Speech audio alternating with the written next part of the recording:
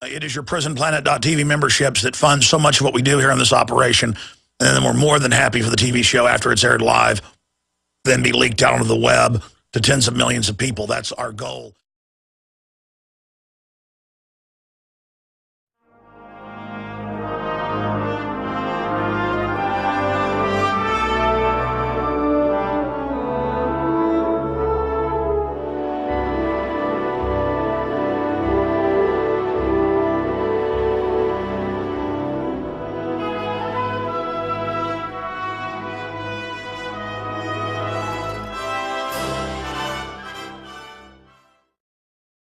Ladies and gentlemen, thank you for joining us. It is the 7th day of May, 2013.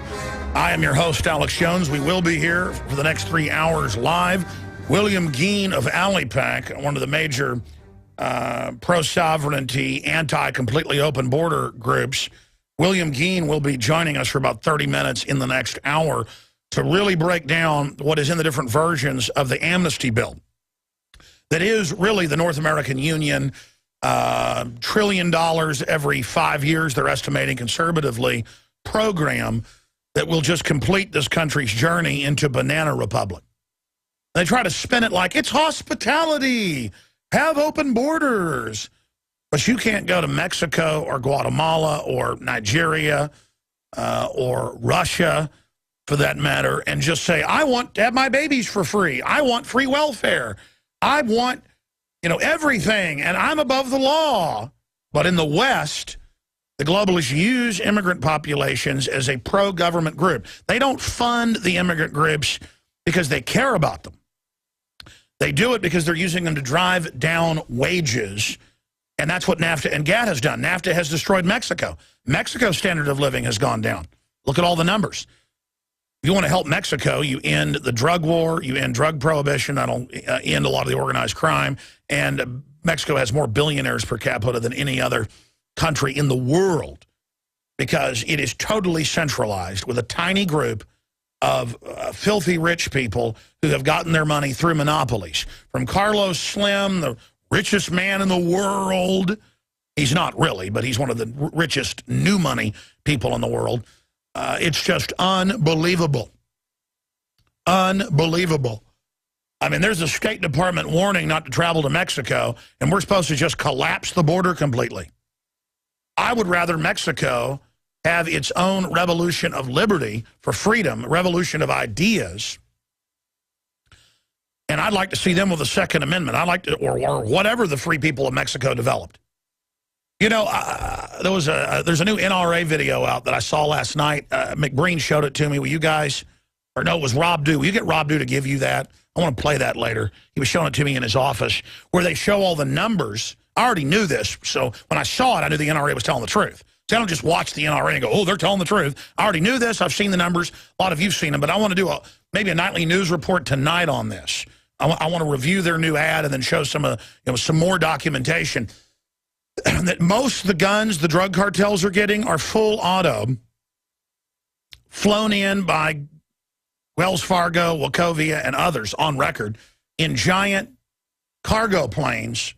The Mexican cartels tend to like German weapons. I saw a statistic where like half of them are German full auto Heckler and Koch and things. And so they've got grenade launchers, tanks, armored vehicles, rocket launchers, and full auto. I mean, Mexican drug cartels have heavy 50s, folks. Full auto. You can't buy that. Hand grenades.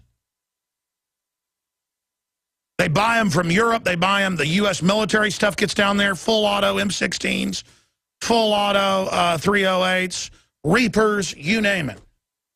And again, I, as a gun aficionado who studies all this, I know this, but thank God the NRA's on this.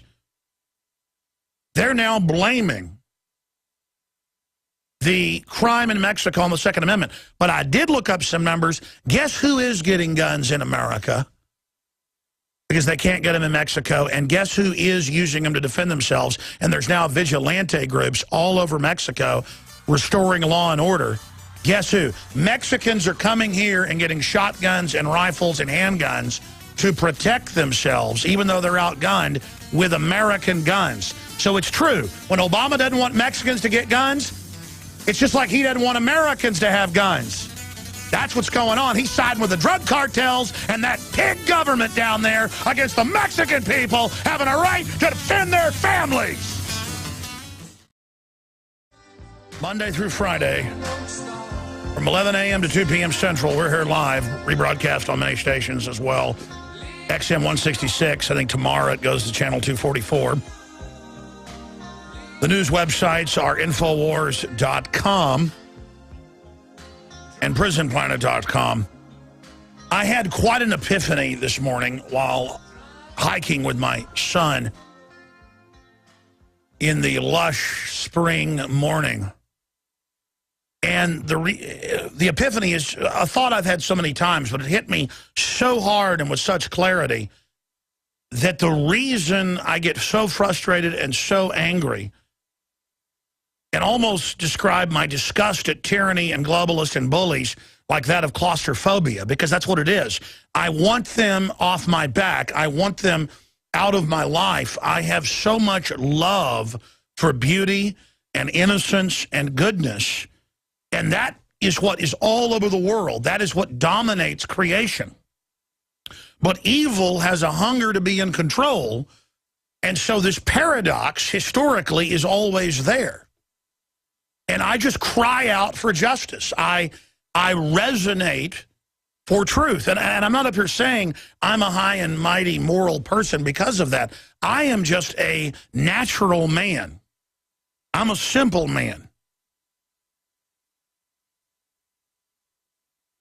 But common sense and simpleness in this modern mad world is a revolutionary idea. And when you study reality, when you study governments and political systems like I do, no exaggeration, 18 hours a day. I even dream about political situations in the New World Order. As many people do, things that you're focused on, you dream about. Most coaches I know say they dream about coaching. They dream about games, whether it's basketball, golf, football, baseball. It's the same thing. I eat, drink, and sleep Veritas. I want Veritas. And I just feel so incredibly empowered and just so appreciative of consciousness. And then I see people dumbed down. I see people misled. I see people who feel bad about themselves because Madison Avenue has taught them to feel inadequate so that Madison Avenue can then sell them lies in the name of making you complete when it actually makes you even more incomplete. You were born complete. I mean, I was just thinking about how everything is incredible, how driving down the highway and seeing hawks on light poles and police cars flashing lights and cars' taillights fading in and out through the hills at night, what Robert Plant was just singing about. And the breeze and how you'll catch the smell of flowers and just how magic everything is, how incredible it all is. How good it all is. I was exercising yesterday evening, and I looked up, and whatever they call the official White House helicopter, Marine One, I think is the name of it. And I guess Obama's here in 2 days, so they had Marine One. And yesterday, I'm sitting there. It's a pure blue sky, totally gorgeous. It's like 6 o'clock at night. I went and exercised and came back and did the nightly news. And I'm there jogging through the woods, and I hear this big helicopter, and I look up over the hills, and here comes Marine One, and it flies right over me. And it was just such an assault. It was an alien Skynet globalist craft surveying and doing a test run for the Emperor's arrival. And then the Emperor is nothing but the great Oz projection. I am the great and powerful Oz. Yeah, that's the old Marine one we've got on screen for TV viewers. It's the new Black Hawk Marine one. Type in the new Black Hawk Marine one, because it was a big Black Hawk, but with the white top and the green bottom.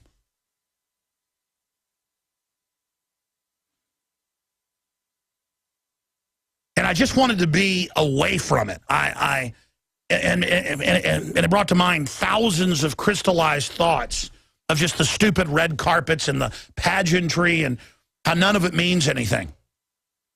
People say, well, Alex, if Hollywood and all this means nothing, then, you know, why have you gone and hung out with Hollywood stars and people? Well, I'll tell you, 10 years ago, I was still not really into it, but it was interesting. But I'm certainly not into it now unless I respect someone and I think they're an interesting, creative person. Yes, that's what I saw over Austin.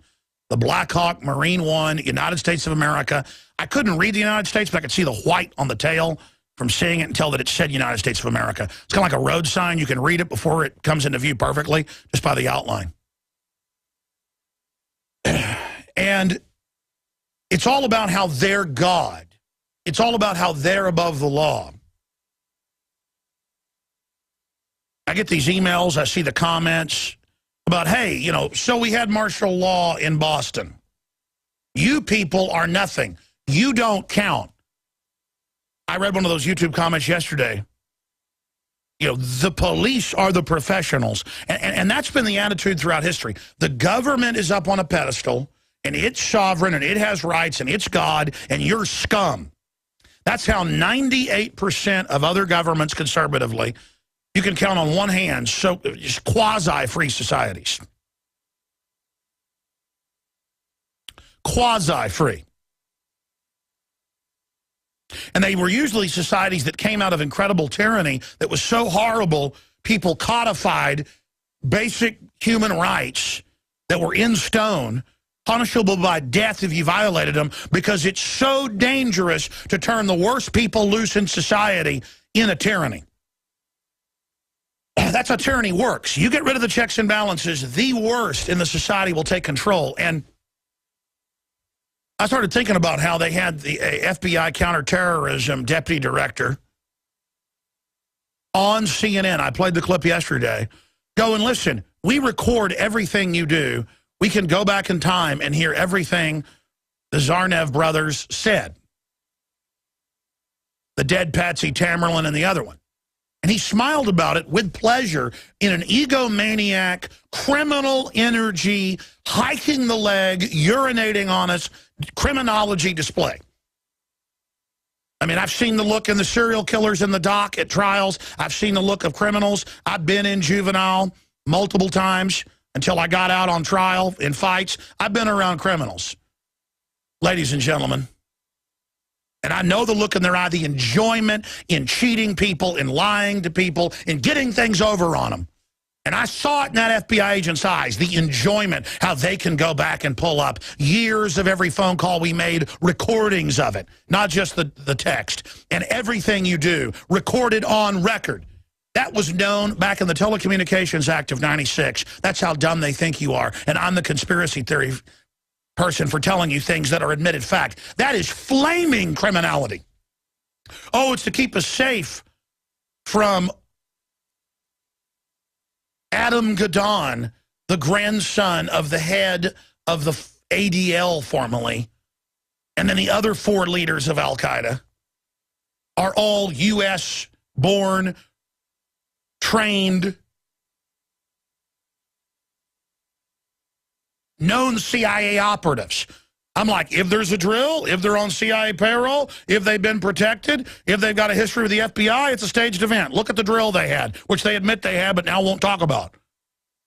And then, oh, how did I just guess, minutes after it happened, in Overdrive, that Monday, with Richard Belzer on the show, that it'll be people connected to the CIA and FBI protected, and there'll be a drill, and there'll be a stand down, and then they'll kill the patsies or cut the other one's throat out. I mean, because they run the same blueprint. By the way, I've got to, before I get into all this big news, I've got to apologize. I just read the Wikipedia entry on Iron Man, and it turns out there was a last-minute re-edit, which I confirmed through our reporters in L.A. And I went and saw Iron Man last night, and it was very cartoonish, very stupid at the end, still entertaining. And I went and saw the film, and they openly tell you that defense contractors are staging the terror attacks and running the Pentagon program to counter the terrorist. And they go, it's supply and demand. We run all sides. It's full spectrum dominance. Now, no one else has said that but me. I mean, sure, we know governments for 200, 300 years have been funding both sides. The Rothschilds have been doing it. Big banks have been doing it. That's a well-known system. But they actually say in the movie, it's full spectrum dominance. We create the terrorism, and then we also make the money off fighting it. It's supply and demand. And then there's a false flag, and bin Laden is an actor in it. And I don't even know what to say anymore. Yeah, Mandarin. But, you know, the problem is I walk out of the theater and I hear everybody going, I didn't understand that. See, that's why they can throw it in your face. Because the people watching it don't even know what any of it means. It's just like Oblivion. That's a lot better film. You know, very well done. Amazing. I'm going to come back with the big news. Big censorship. Stay with us. You know what? I'm going to get to the off-the-chart news in the next segment. I want to continue talking about the world outside of globalist control a little bit. Then I'm going to get to danger. Google warns Drudge Report and Infowars are malware. Dan Pfeiffer, senior advisor of the White House, told the public and the media, do not visit the Drudge Report because it's helping expose the fact that they're overthrowing the Bill of Rights and Constitution, putting our military under UN control, buying billions of bullets. And now Google is lying and saying that we have malware. We've scanned the site. This is not on our site. They are liars. They did this to Drudge a few years ago. It came out it was a lie. And Google is the ultimate hack. Worldwide, they've been caught, from France to the U.S., from Canada to Australia, with Google cars, driving around with antennas on them, jacking your computer and hard hacking it. It's a felony each time. If you or I did this, you're talking years in jail. Breaking into your computer, stealing everything on it, stealing your passcodes, everything. In fact, guys, print me a bunch of articles on that. I know Kurt linked to them, but I want to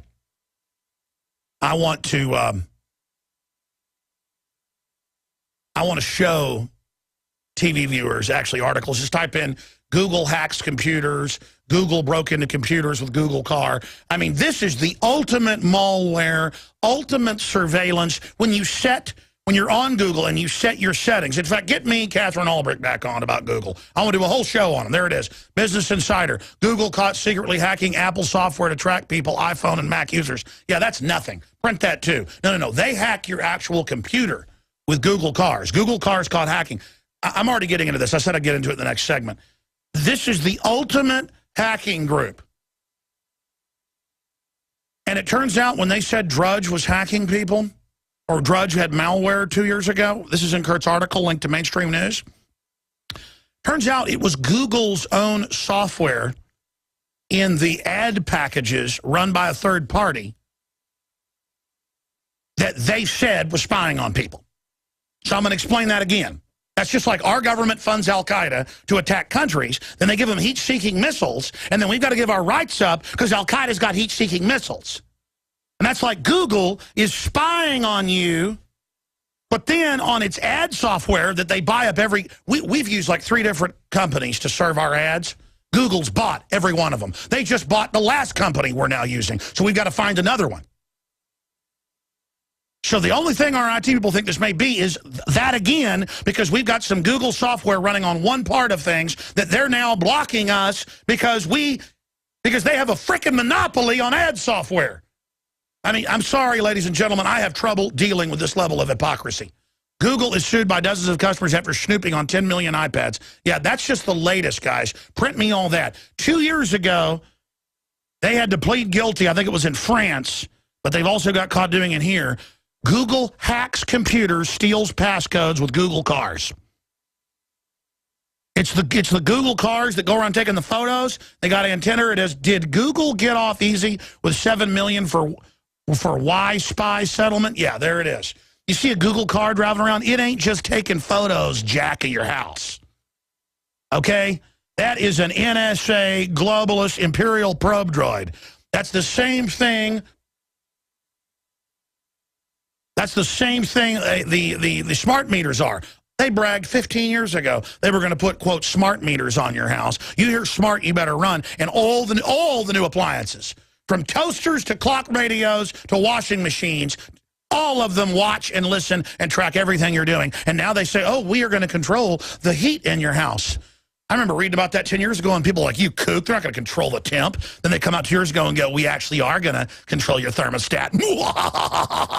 I mean, if that isn't malware hacking, and now I'm getting these reports everywhere.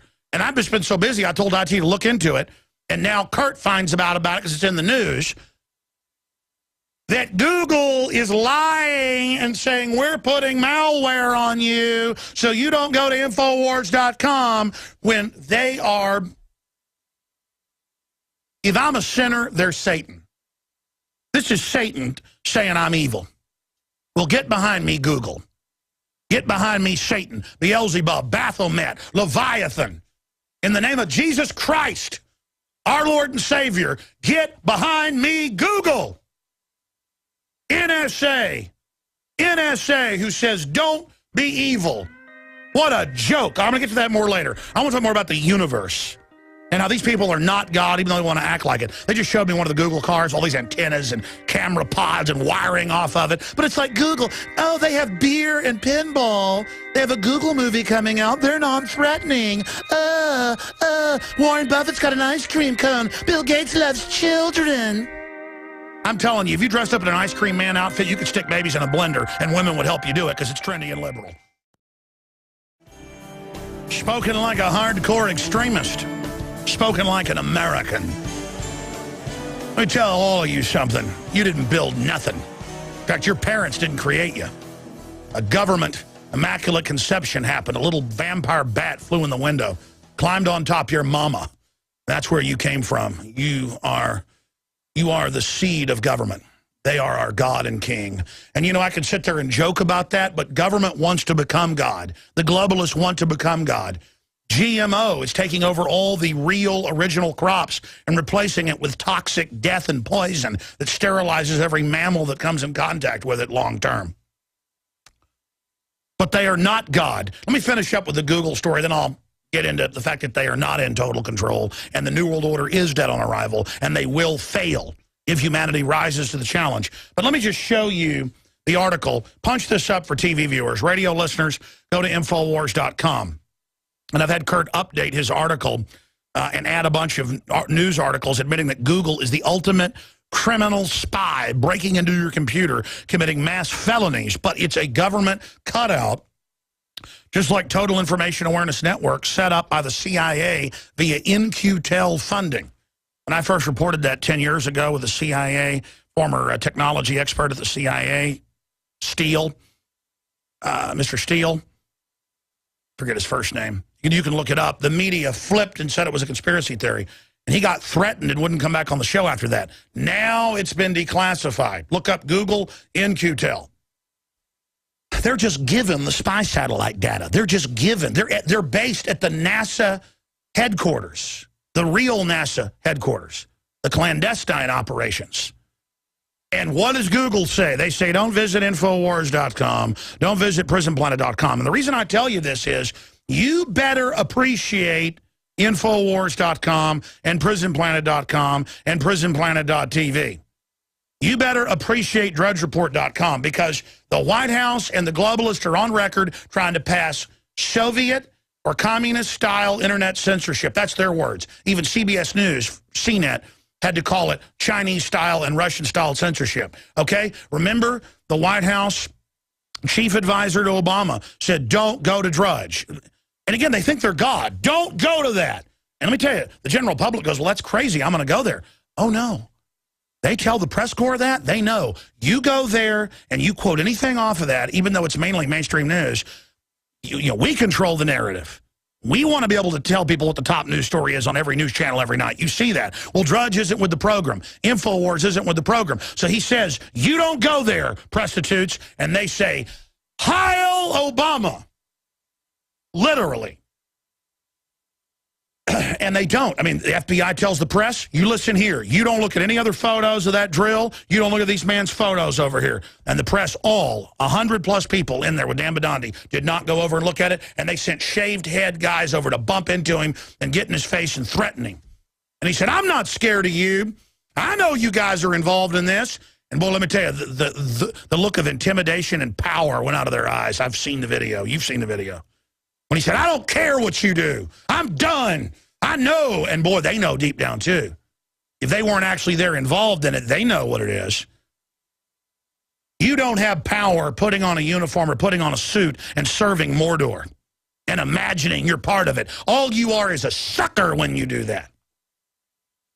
And I'm going to tell you, none of you are going to make it out of this New World Order. None of us. If this thing comes in, if this thing actually gets on its feet, and it's starting to try to get up from a crouching position. It's been crawling. And let me tell you, it's scary as a baby. Well, it's now a little boy. And it's now getting strong. And it's now sucking a lot of blood out of a lot of countries. And a lot of ideas and a lot of science out of people. And it wants every stinking one of us dead, 6 feet under. The New World Order is on a power trip and thinks it's God. And I know I'm right. I've read all their writings. And I sit there and I talk to GQ writers and Esquire writers and all of them.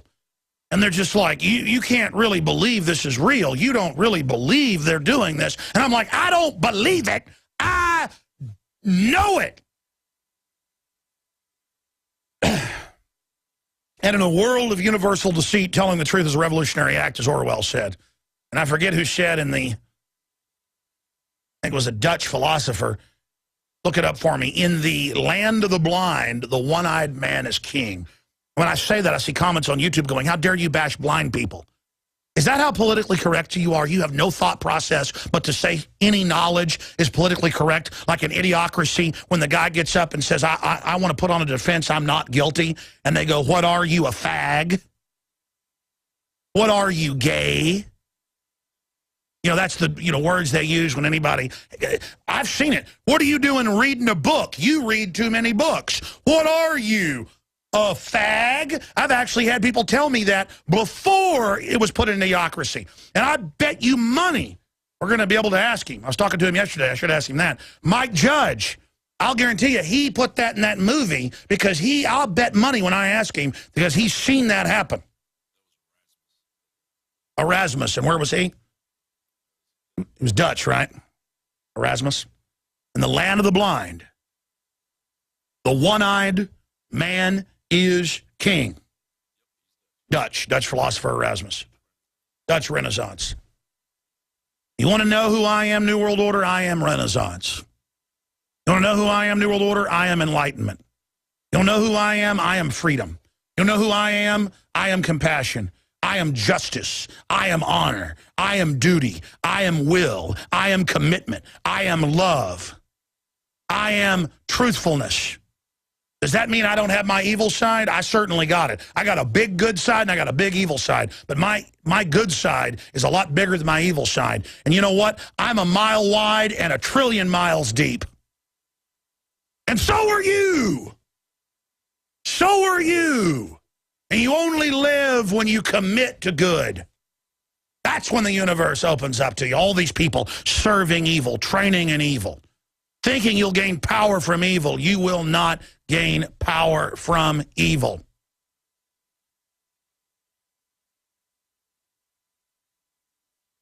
Because you aren't individually resonating with anything good. You are tying into something destructive. Before there was the light, there was darkness.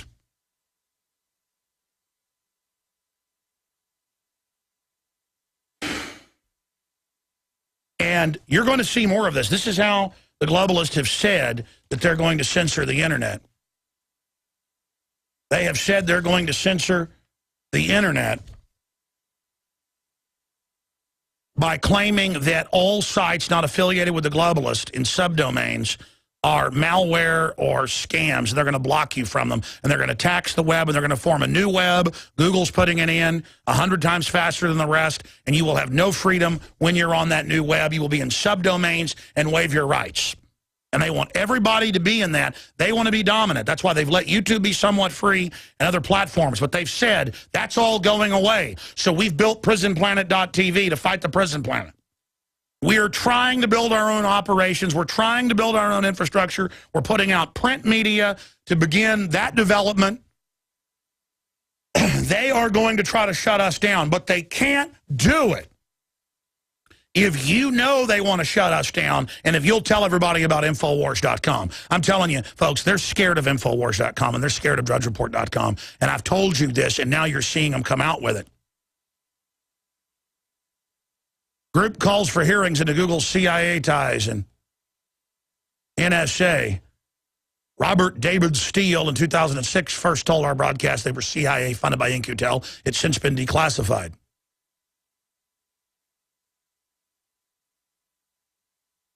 And to have them come out and say we have malware on our site when we don't, let me read you the article.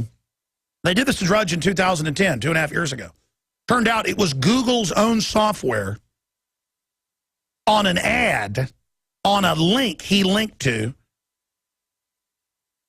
And the last time they said this with us, it wasn't even the news. We looked at it, was Google. So we got away from Google. And then Google bought the company we went with. And then Google bought the next company. And then Google just bought the other company. You understand, they've got a near monopoly over ad server systems. Drudge Report accused of serving malware again. CNET News. The White House says don't go there. Let me read to you the article today. Danger. Google warns Drudge Report and Infowars.com are malware. An effort to scare folks away from alternative media. I don't know why he puts a question mark on it. Maybe we should change that subheadline to, this is the ultimate in fraud, because Google is the biggest hacker, malware, scamming, criminal group in the internet history.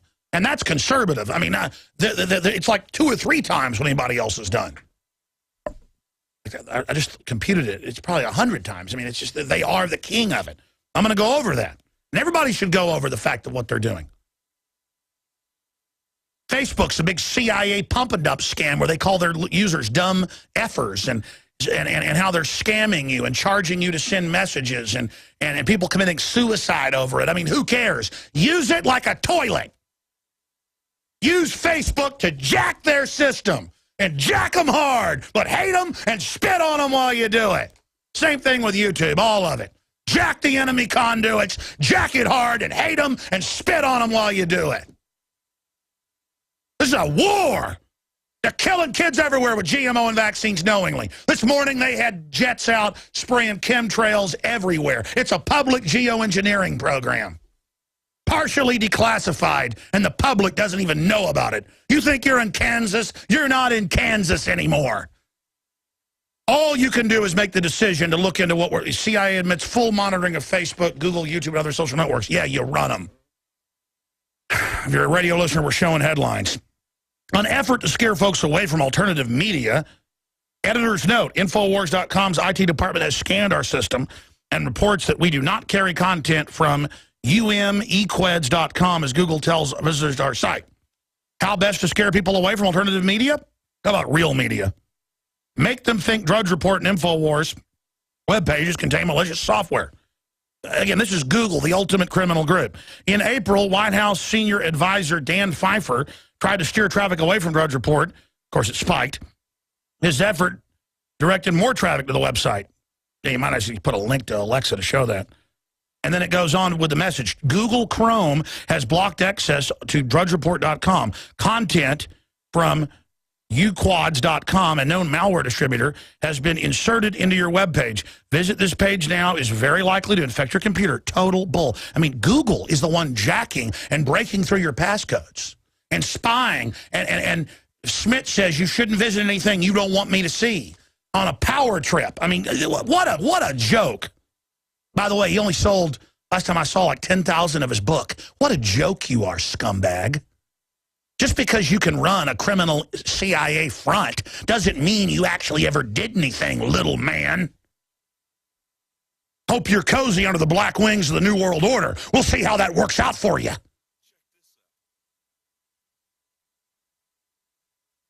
Mark Zuckerberg awarded CIA surveillance medal. Wow. I can't handle it. Get him off my screen. It makes me too sick. Some soft punk. I'm so sick of all these punks. Malware is malicious software that causes things like identity theft, financial loss, and permanent file deletion.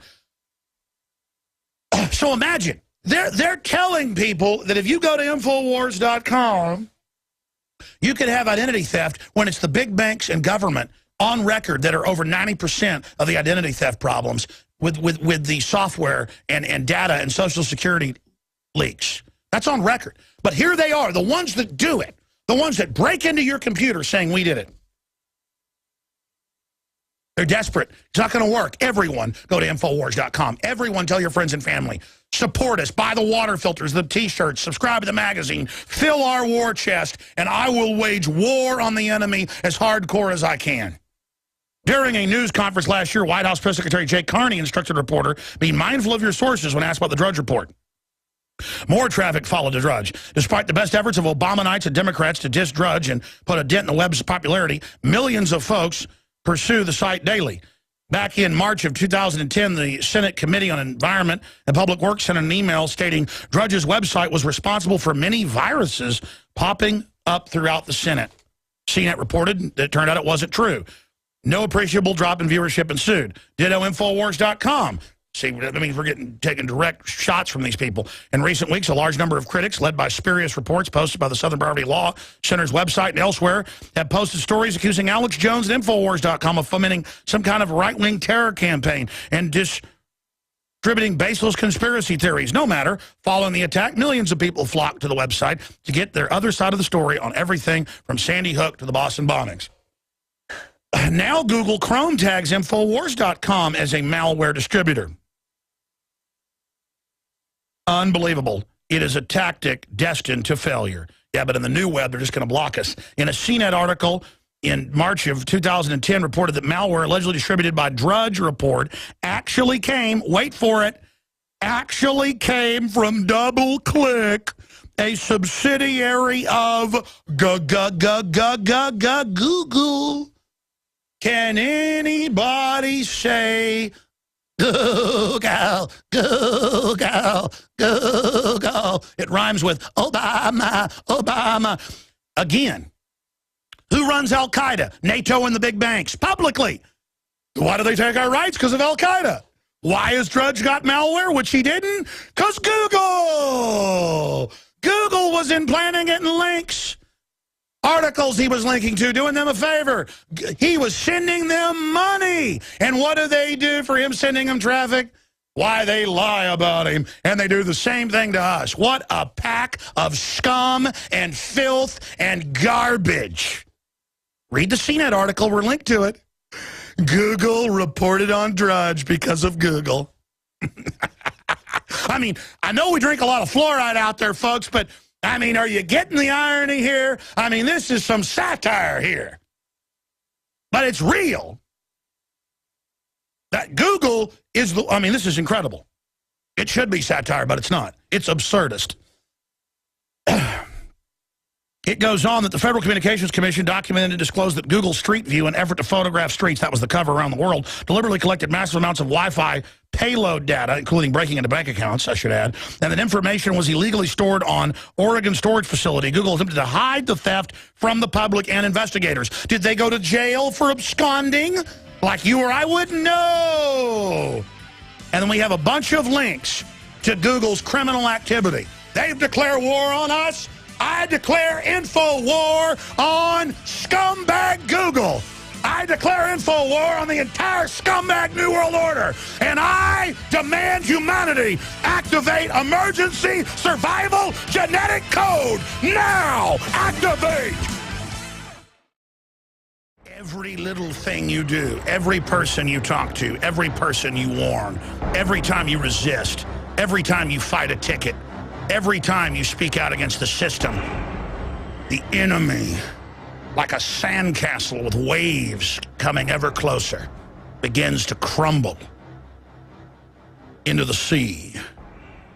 This is epic. This is history. You're on a planet in a gorgeous universe.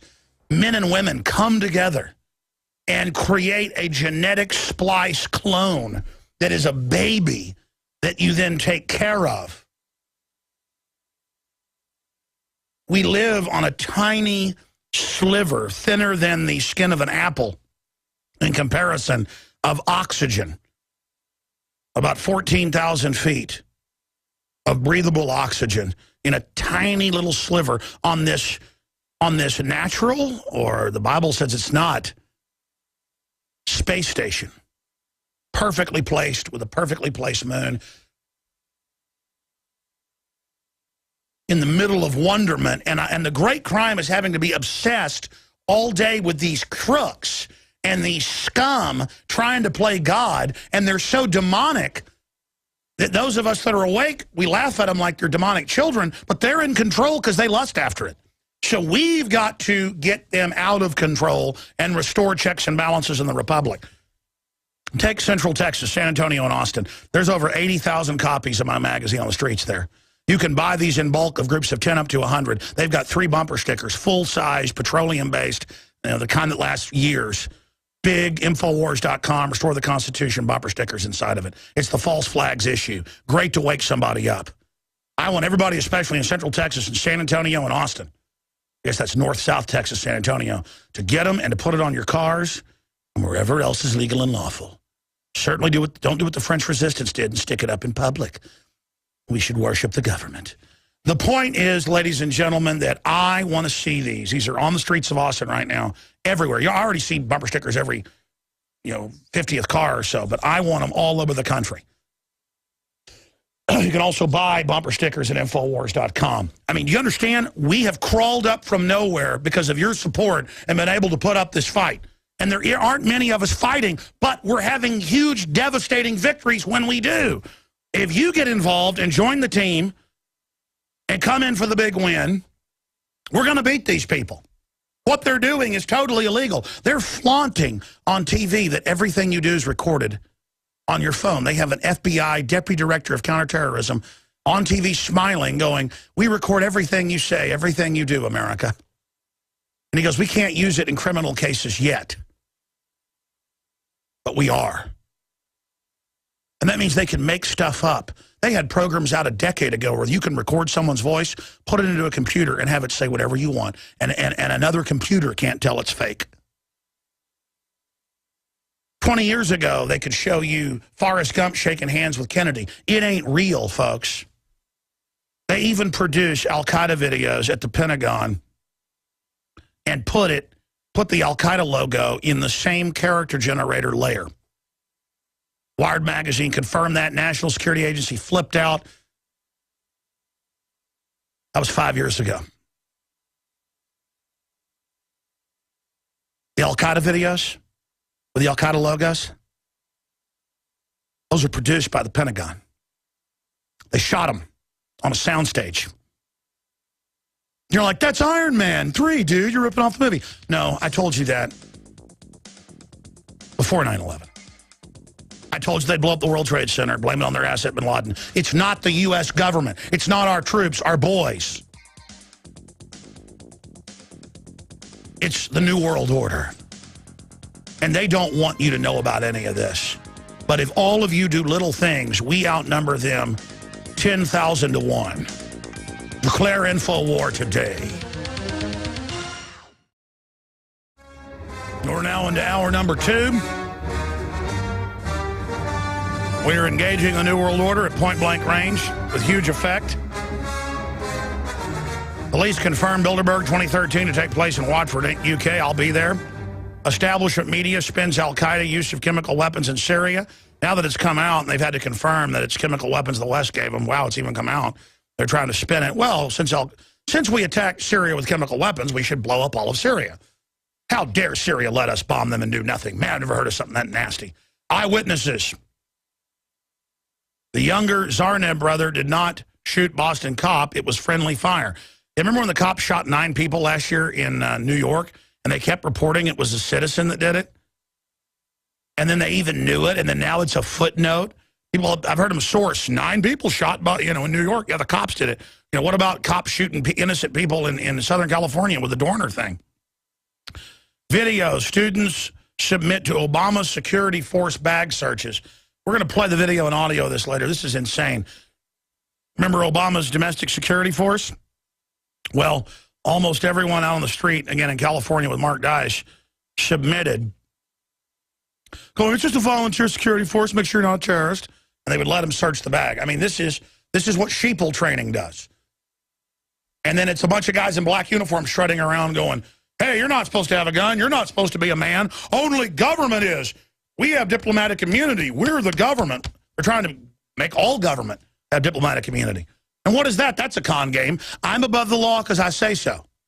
The UN says it's above our countries because the bankers set it up and got our Congress to agree to that. It is really unprecedented.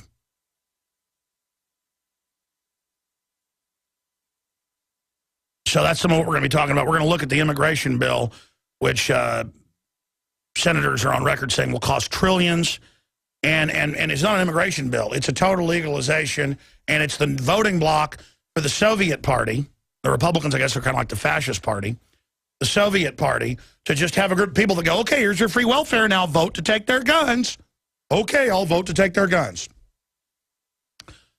I got to be honest, if like Switzerland was bordering us and there was 30 million people coming in who were like going to try to restore the republic, I'd say, okay.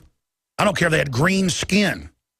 In fact, if people in Mexico had like blue antennas but were into freedom, I'm such a libertarian, I would, it was like aliens. But they liked freedom. Oh, sure, here. That you really come in peace? Well, here, just come on in. And, I mean, literally, I just don't want to be a slave. And let me tell you, I mean, I don't want to live in Mexico. But all Mexico's got is its fake nationalism. Run by a bunch of El Jefe, more billionaires per capita than any country.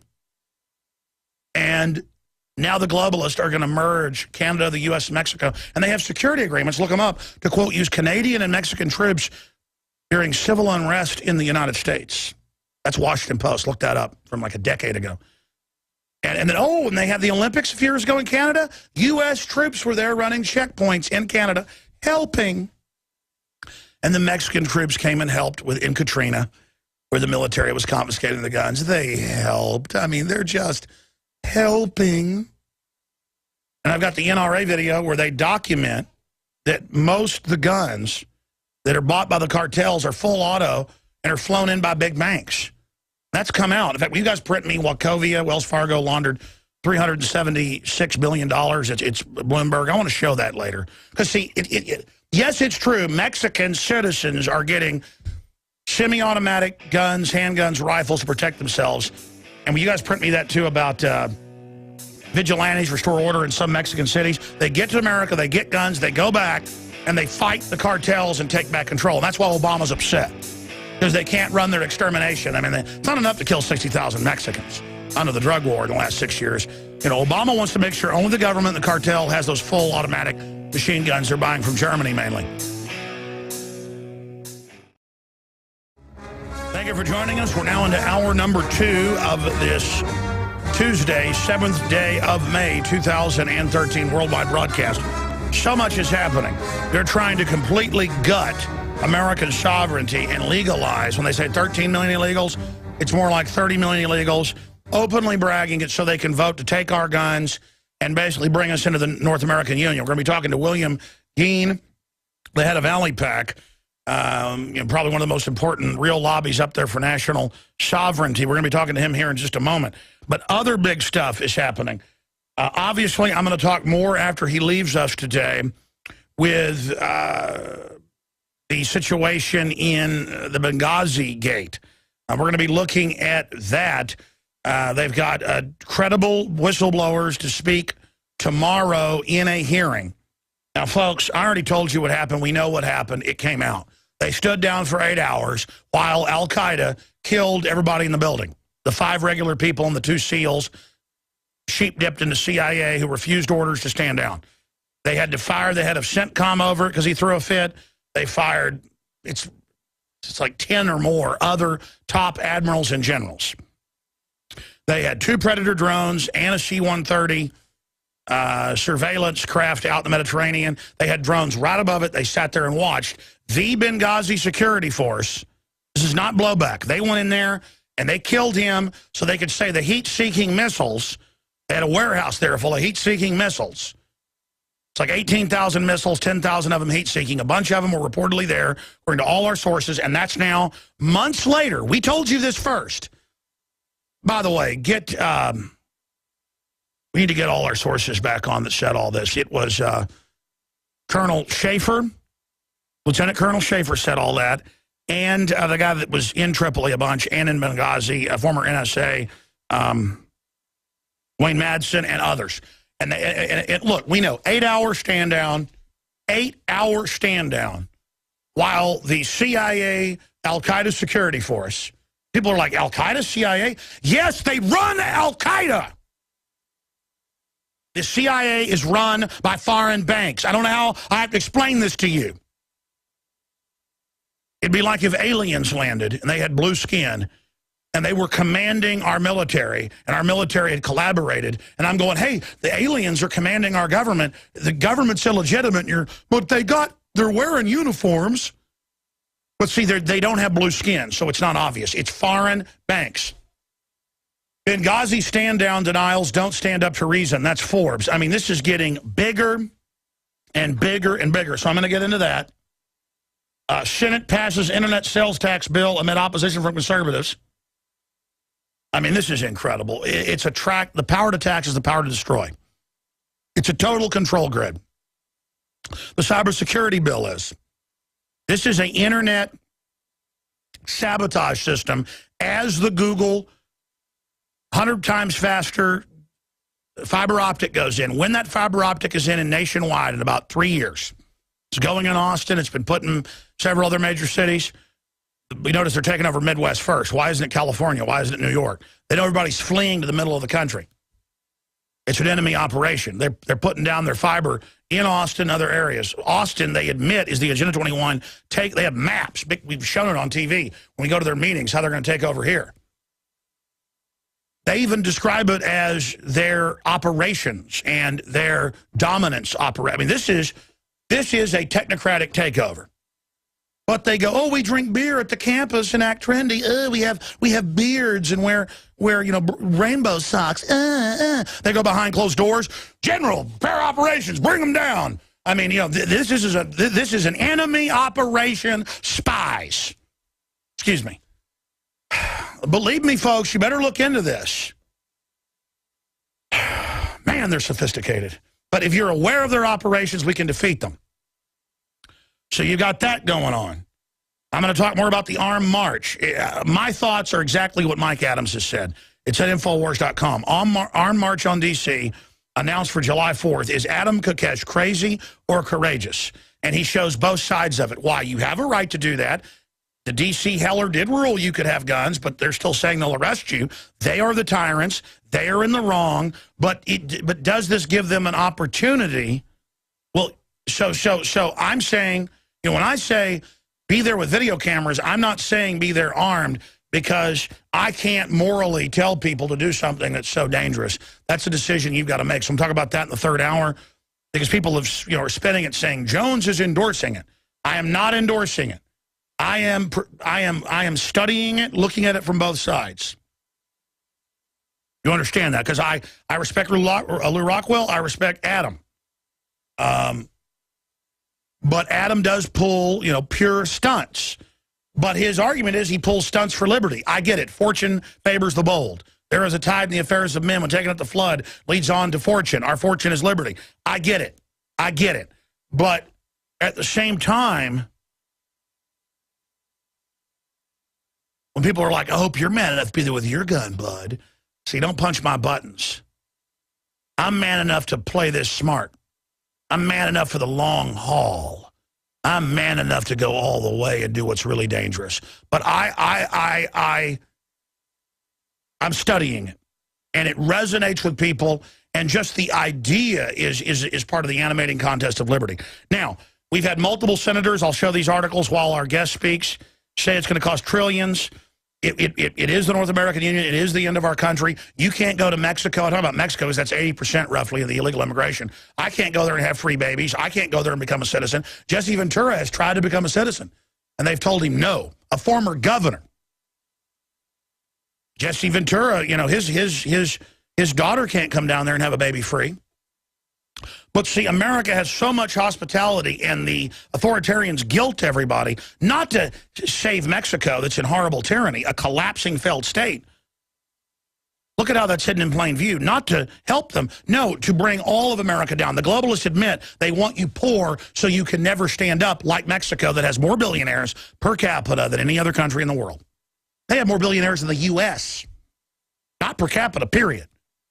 Because you've got 1/10 of 1/10 of 1/10 of 1%. I mean, literally, it's less than a dozen people that own the whole stinking thing. And if you get uppity, police in black uniforms drop by and line you up and shoot you. I've seen the videos where they line people up and shoot them, and it's not even in our news. Okay? So that's what's coming to America, and I want freedom for all those people. But instead, they've hyped up nationalism, La Reconquista, La Infosora, the reconquering, America's evil. All the problems of Mexico or America, well, it's the globalists are part of it, but not me. And this is the takeover. And William Gheen, I appreciate him joining us, of Alley PAC. He's the leader of Americans for Legal Immigration PAC, or Alley PAC, which is one of the largest grassroots organizations in America, alleypac.com, williamgheen.com as well. William, you've heard me going over this. Obama's blaming the Second Amendment for what happens in Mexico, and we know it's armored vehicles and full auto and grenade launchers they're getting. Guys, you pull up Bloomberg, Wachovia, or I'll pull it up. Wachovia, Wells Fargo laundered $376 billion. I mean, they're running all this and then blaming us, and now they want to fully split the country open. William Gheen, what's happening? Alex, first of all, thank you so much for having me on at this very, very critical time. You know, the Senate is about to consider this amnesty bill in 48 hours in front of the Judiciary Committee. And I listened to your lead-in. You were so on the money. You were right on the mark. Maybe not on every detail, but when you describe the United States as facing a form of treason from within or a type of warfare being practiced against the United States citizens, I am so much in agreement with you there. And it's a thing that, as a leader of a national organization, I've become more vocal about over the last several months. I believe the United States faces a constellation of threats. Just like our bodies walking down the street every day face a constellation of risks from accident and disease and microbes, the United States, being what it is, the most valued real estate on the planet, faces a constellation of threats. And the guns, you know, I've been on your program several times over the years, and I've warned people across the country. I said, beware the three nation killers. There are three things they want to do to the country, which our partial political revolution of 2010 held back quite a bit, okay? But now that holdup, that time we bought the country has expired, and they're back. And the three nation killers are free speech. They want people to live like they live in Canada and Mexico as part of this integration. In Canada, William Gheen and Alex Jones would have already been yanked in front of a tribunal with the ability to imprison or fine us terribly. If Alex Jones and William Gheen were doing what we're doing in Mexico today, we'd probably both be dead long ago. And so they want the freedom of speech down. They want the Second Amendment destroyed, and the American gun laws brought into equilibrium with They're moving on every front. This is the radical transformation Obama promised. The corporations, the media, the globalists, the communists, this is the full move. This is it. This is the total attack. This is the war. This is the key jump point. And they've got control of most of the major networks. They've even got Rupert Murdoch of News Corp and Fox News now on board with the amnesty lobby. So I used to be on Fox News all the time. I have not been back on Fox News in 2 years since I announced correctly, that the Democrats were going to use large-scale illegal immigrant voters in the western states to stop the Tea Party revolution. That was the last time you heard William Gheen on a major national network, because the doors closed to me and many others like me at Fox. They've studied us for several years because they know that my organization, Americans for Legal Immigration PAC, played a key role in defeating amnesty in 2006, 2007, and in 2010. So now they're lying. We're going to go to break, and I want you to come back and get into this. But what I've seen them as doing is Obama's angering immigrants with his tough new bill when it's total amnesty, basically, and then they call it an anti-immigrant bill. Is that correct? No, it's not anti-immigrant. That's just the please don't throw me in that briar patch. No, I know. That's what I'm saying. I mean, remember what they did 5 years ago when they wouldn't let people read the bill? We're going to talk about what's really in the different versions. You're up there on the Hill. This is coming up for a vote very soon in committee. It's all happening. Internet taxes, you name it. Lindsey Graham, nasty little creature that he is out whitewashing Benghazi, while acting like he's exposing it. Graham, I think the dam is about to break on Benghazi. And on his Senate site, on his Facebook, he says, I think the dam is about to break on Benghazi. We're going to find a system failure before, during, and after the attacks. A stand down by the special forces. They were ordered to stand down for 8 hours. Done. We knew when it happened. A week after, it was the al-Qaeda security force hired. I'm going to go back to William Gheen on the immigration thing. It's all happening. Internet taxes, open borders, all of it, but we can beat it. Why are they so desperate now? Why are they able to get so many Republicans to go along with this now? And how do we beat this? And what does the immigration bill really do for, why won't they let the public see a copy of it? Why is Senator Sessions saying if we can read it, it will die? Why are they demonizing Ted Cruz for saying we should be able to read it? Well, I'll answer each one of those in order. But first, I want to thank you again. Back when I encouraged Senator Graham to come forward about his homosexuality secret, I came under a lot of heat across the country, and your show was the first show to, give me a fair spin with what I had to say. And I'll always be grateful to Alex Jones' show for that, because I believe that Lindsey Graham will sing and dance any tune the elites want him to the detriment of the American public, because they have the power to put his hidden lifestyle on every major network and destroy him at any moment, whereas we do not have that power. By the way, 2 days after you did that, I didn't know you were going to do that on air, but you're a respected guy and you're up there on the Hill. He suddenly reversed himself on the immigration issue back to the pro-sovereignty policy.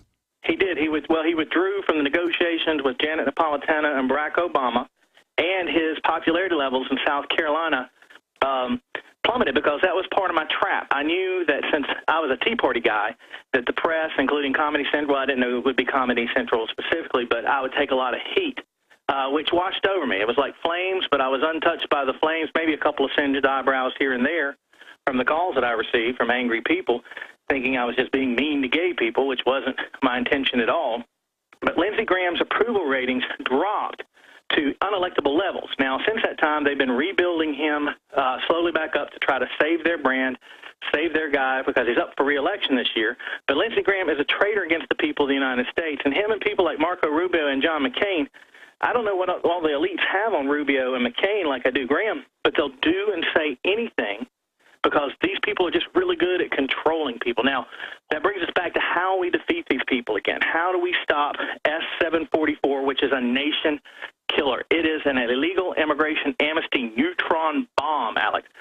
Senator Jeff Sessions, who I wish so deeply was the president of the United States of America right now, with a VP like Joe Arpaio, Jeff Sessions' office has been scrambling to read through this 844-plus page bill and try to decipher and interpret what it means for the American public. And they found a couple important things. First of all, between the illegal immigrants that it turns into voters eventually, and the increase in legal immigration by 50%, when we're already as a nation at a hyper or historically high immigration level, combined with the new visa programs, 57 million people, predominantly from third world countries, would be allowed to immigrate to the United States or enter with a visa in the next 10 years. I'm going to repeat that, 57 million, Alex. We've got a population of about 308 million in the country. So look around you. If you're in traffic, in your house, look out your window. And half the kids in the country right now, people you see. Sure, half the kids in the country, I've seen the statistics,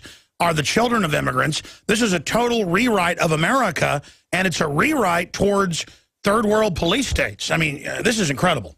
Well, they're bringing in people that are not like the people that have governed America, that founded America, not like the people that have governed America for over 200 years, not like the people that have paid all the taxes for over 200 years, not like the people who have paid the ultimate sacrifice with their own or their children's blood in the wars to protect the U.S. Constitution. Well, they come from authoritarian countries, and some of them do appreciate freedom because of it, but the vast majority, like 90%, vote once they become citizens to take my guns. How would you leave a country where you couldn't have guns and then come here and take my guns? I guess because they've never had guns, they don't know. Well, it's not that they're not even literate in their own languages. They have no idea of the American principles and concepts. What you stand for, what I stand for, what 90% of the people out there in America that are indigenous right now, even the people who are liberal, you know, a lot of these people on the left side, the Democrats, they're going to be smiling real big in the first 10 years as Republicans lose everything, except for a couple of enclaves in a couple of places. But then their smiles are going to be short-lived when they figured out that whatever their particular issue was, be it the environment, be it gay rights, be it, you know... oh, my God, this country is going to resemble China. Stay there. I mean, ladies and gentlemen, that's Agenda 21. They're going to keep us in big city reservations. The elite are going to live out in the countryside, helicoptering around. That's their plan. It is horrible. We'll be right. I mean, we are going to be third world. Internet Texas, internet censorship, Benghazi Gate, our government funding Al-Qaeda to overthrow somewhat prosperous and comparatively free nations like Libya and Syria. Into this world we're thrown. And again, I know you reap what you sow. I have incredible empathy. I'm not here making excuses for myself. The media spins it like everybody knows we should turn our guns in. Everybody knows GMO's good for you. Everybody knows aspartame's good. Everybody knows there's no side effects for vaccines, kids. You know, they're trying to pass the bill. We're going to have a guest pop in at the end of the show. They're trying to pass it today out of committee, just like California, where the government can say your kid gave consent in a public school to have inoculations. Really, can they give consent to drink liquor or have sex? That's statutory rape. That's contributing to the delinquency of minors. That's common law, constitutionally illegal. And then the Austin police chief wants to make it where illegal aliens basically don't get arrested. He was on the news talking about that, you know, for crimes they commit and stuff. I mean, it's just, or doesn't want them deported.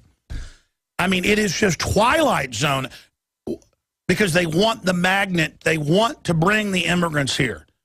Not to come here and bust their butts and build the country. Not to come here and get into the free market, become wealthy, and the people that work hard go to the top. No, they say, come here and just get on welfare. Just vote to take these guys' guns.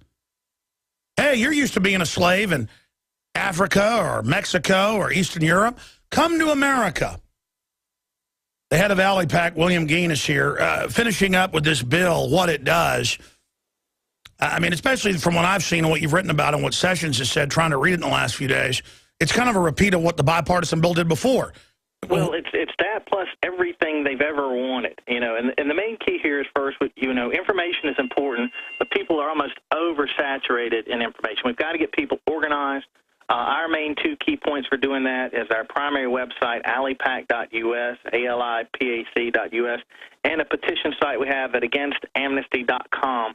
Both of those websites are carrying the information to keep people up to date on this particular bill, the problems with the bill, the full talking points with the bill, and we give people the phone numbers they need to call, what they need to be saying, how they need to be going about it, and we need people to not be paralyzed here. If you can't donate time to make a call, if you can't donate $1 to an organization, you're already neutralized. If you like to hang on and listen in horror as things fall apart, then that's up to you. But we've got to take the people that can still stand. You know, the last 2 months I've had people running the other direction, past me, screaming, or laying there crying in front of me pretty much, saying, oh, they've got us this time, that we're beaten, because the psychological operations, the psyops of the globalists have already neutralized so many people that have immersed themselves in this information. And I've been telling them, look, you don't know the outcome of the battle. But this same thing happened in 2006 and 2007. In the first few weeks or months of the battle, we had people running the other direction saying, oh, the enemy is so superior in finances with this George Soros money and all this stuff. We can't beat them. They've got us. They've got us. We need the people who are willing to march towards the disaster, that are willing to put their hands on the tiger's tail, put their hands around this ancient serpent's neck, and to fight back when the outcome of the battle of whether the Lord is going to preserve the United States or not is still undetermined at this point, and to move forward on these people. We're organizing at allypac.us and againstamnesty.com. Today, we've turned everybody loose calling the Senate Judiciary Committee, which there are links to on our homepage for all of the numbers for those members. That's a battle we think it's most likely we're going to lose, because that committee has been stacked with people like Lindsey Graham and Jeff Flake and the Gang of Eight. Yeah, but what about stuff where they advertise to illegals, come have free babies, come get on food stamps? I mean, this is fraud. And again, I can't go to Mexico and get food stamps and a free birth and everything. I mean, and then it's like, you're just not a nice person. It's so incredible. There's Judicial Watch uncovers USDA records sponsoring U.S. food stamp program for illegal aliens, and they advertise it in Mexico.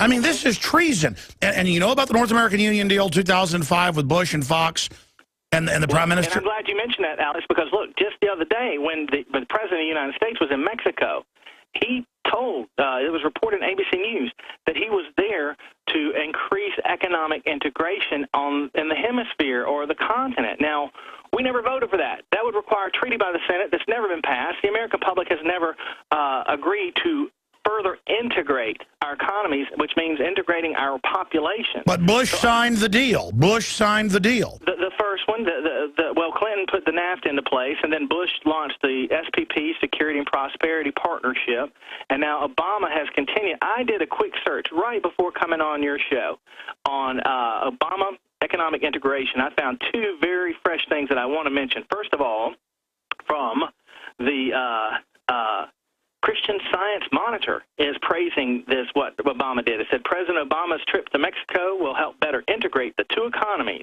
and a piece of Senate immigration reform bill focuses on integrating the mainly Mexican population of undocumented immigrants. Each country must respect each other's sensitivities on these two integrations. Then the article, which just came out May 1st, goes on to say, very key here, it says, taken together, the president's trip and the immigration reform bill are forcing Americans to come to grips with Mexico and Mexicans in a way not seen since the controversial passage of the North American Trade Agreement. And what does it mean, come to grips? It's not like Switzerland is bordering us. I would want to border France. It's going bankrupt. It's like bordering North Korea. Forcing Americans. Right there. Where is that coming from? Forcing Americans. Who in the world is it that is forcing Americans? But there it is, written, third paragraph of the Christian Science Monitor. No, they admit it's globalism. They are merging the three countries and taking our rights away, and then telling Americans don't be nationalistic, while the Ford Foundation for 60 years has funded the most radical anti-American nationalism the world has ever seen in Mexico. Let's just be honest about this. And folks, you think your taxes are high now? The guns, everything, it's gone. We are going to collapse, which is the plan. I mean, this is, folks, it is like jumping into a sinking ship. And again, they love it. They absolutely love it, because the globalists are exempt from all of this. How do we beat it? Because, you know, they said we couldn't beat the gun bill, and they'll stage something else, or, you know, there'll be some new shooting. They're going to come back. But, you know, we have got to beat them now on this. Here's our last shot, and I mean our last shot at this, okay? If we can slow this bill down, which we've already done, those of us already fighting through allypac.us and againstamnesty.com, we've helped slow this bill down. And every day that we can slow it down, every day we can get another Alex Jones show out there on this topic. Every day people learn more about the national biometric ID in the bill, the $9 trillion price tag on the bill, the the waivers for all of the enforcement language. Yeah, let me stop you. Let me stop you. Again, the other bills had that before, where we all get basically a North American ID, and we've already seen the ads for 5 years. They already issue a North American ID. I mean, this is the total. This is it. This is the end of America. We have one more chance if we can stop this bill. Now, if we stop this bill, I think there's probably a 70% plus chance that Obama will engage in further dictatorial, unlawful, unconstitutional activities unless our current lawsuit that the Immigration and Customs Enforcement Union is showing some promise with a Texas judge, Obama will probably just try to make it happen anyway. Our goal at AliPac is to kill this bill, stop this bill, educate more people, and instead of letting them go to sleep, take the energy of the gunfight that just happened, take the energy of Benghazi Gate that has built up, take the energy of the resistance to the illegal alien amnesty overthrow of the American Republic, and channel everything we've got into the 2014 elections. The 2014 elections will be our last shot to take civilian control of the United States government back over. And we've got, look, U.S. Senator Lindsey Graham is on the chopping block. If we get a good, well-financed, well-organized candidate to run against Lindsey Graham in South Carolina, and I go down there and stir things up enough, you know, hey, we might be able to take him out. The people of office, the people in Arizona, please, people, you did so great with the immigration legislation, and now you sent us back John McCain and Jeff Flake. And I know that John McCain and Jeff Flake not only lied to you guys in Arizona, but they lied to you with over $30 million spent on their campaigns. And Rubio lied to you. We got to go after the liars. And let me tell you, the main ones we need to go after are the Republican liars, Alex. Now, granted, most Democrats are against this thing, too. But the poll numbers show us that 80% of Republicans are against, in truth, if truth be known, what Lindsey Graham is doing, what Marco Rubio is doing. And since we're so disadvantaged with opposition having all these billionaires and millionaires like George Soros on their side, I am targeting the Republicans. And I'll tell you something else. I got a little bit more respect for a Democrat that I disagree with. It has some lame globalist Star Trek New Generation idea about, oh, we just need to merge everything. At least they're being more open about it. I have more contempt for the Marco Rubios of the world and the John McCains and the Jeff Flakes that go around lying to everybody. Their entire job is to sit there and lie to people and deceive people on the biggest scale of them all. And so I have more contempt for them, including in my home state of North Carolina. Well, I mean, I want to say this. Listen, they are going to take the guns. They've set up Homeland Security, teamed up with all these foreigners who think they're part of the government to come after everybody. And it is going to be a civil war because, look, they plan to have a war with us. Even if we lay down, they're coming to get us. Well, so I hope people realize... ammo supply drain and the fact that they've got us cornered and things like that. But my thing is, it's politics, okay? There still is a peaceful political hope here. If enough Americans... No, I know. I'm just saying we're not here trying to scare people. I don't have words to describe how dire our straits are. Well, you remember the part of the movie when John Connor's in Crystal Peak and he figures out that it's going to happen and things are going to get terrible and he's just going to do the best he can with a little ham radio to keep people organized and do what he can? You know, that's what this feels like. But we've got to do what we can because even, you know, politics failing to the degree they have, that's unacceptable. Well, by the way, the good news is hundreds of millions of guns are getting bought, 70 million plus just on record in the last few years. We're buying billions of rounds. People are awake, and I mean across the board. The liberty message to white, black, Hispanic, Asian, people that we can at least talk to. Who don't, that can all be avoidable. That can all be No, I know, but that shows that I understand we need to beat the bill. But what I'm saying is it shows that people fundamentally know we've got a crook government. But I mean, the government is crazy. And people fear this government, and it goes back to Thomas Jefferson. You know, when people fear the government, there is tyranny. There is tyranny. That's why Obama's talking about it to little student groups and saying, beware the voices that preach about government tyranny. What an anathema. What an anathema to the intrinsic American experience his comments are. And when he talks, it's clear to those of us that can see the matrix here that he doesn't talk like he's even one of us or a United States citizen at all. He talks about us and our Second Amendment rights as if it's something alien that he is just forced into paying homage to because he swore an oath and he's going to pretend like he... Well, no.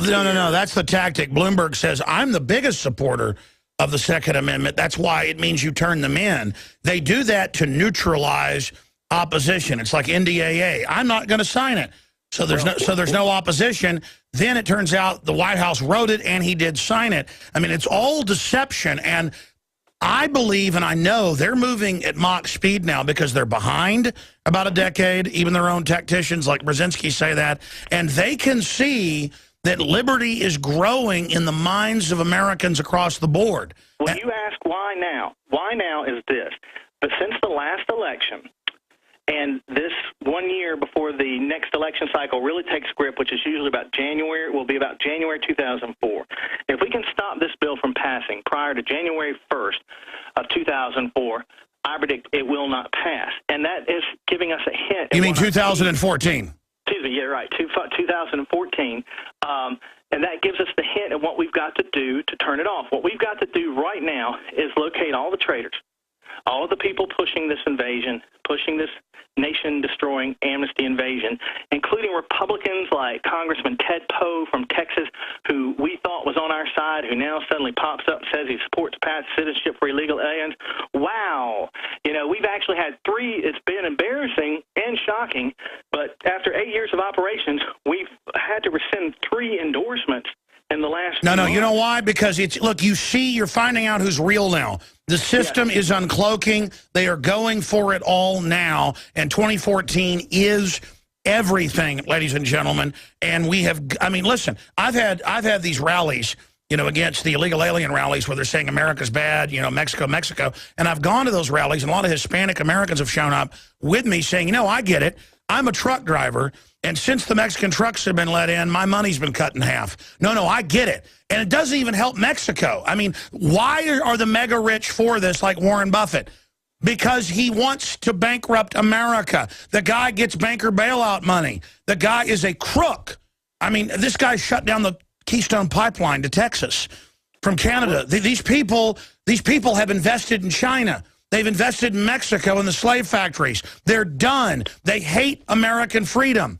I mean, it's so simple. Closing comments. What do we do? Who do we call? How do we stop this?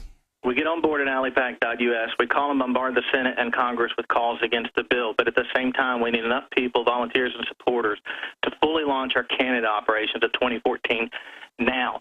Let these lawmakers like Lindsey Graham and Ted Poe and other people all of a sudden hear from people in their district, hey, Congressman Poe, did you hear some guy named Danny Smith is going to run against you because you now support amnesty for illegal immigrants? What? Yeah, he's already this is North American Union. And should they also call the committee? Should they call the Judiciary Committee, every member of Congress, every member of Senate, and keep those calls rolling and intensify them, spread the word on social media, internet, and talk radio, and help us start finding candidates. Yeah, and I want to explain something to the gun lobby. The NRA should be against amnesty because Mexico, which is the main group of immigrants, has no Second Amendment. 90% in the polls I've seen end up voting illegally, or when they become citizens to take the guns. Well, they will have trouble with some of their supporters if they try to dilute or change their issue. ALLYPAC, Americans for Legal Immigration PAC, while we don't have the budget that the NRA does or the numbers just yet, we are the NRA of illegal immigration. No, I know you are. That's why you're on this. But what I'm saying is that we need NRA members to get it through their head. Folks, this is it. This is North American Union. They've done this in Europe. They've done this in other areas. They flood the country with people, put them on welfare, and then convert the country to socialism. And the ultra-rich are then exempt from the taxes, as is coming out in France, and they want authoritarianism. This is They do, and they're bringing in people that hate the predominant indigenous people of the United States, of European and Christian descendancy types, that are the type that have stopped the billionaires before, stopped the banks before, stopped the type of tyrannies before. You're talking about the #1 group of people that have enjoyed freedom and prosperity in world history here in the United States that are being targeted within our Well, own I'll say country. this.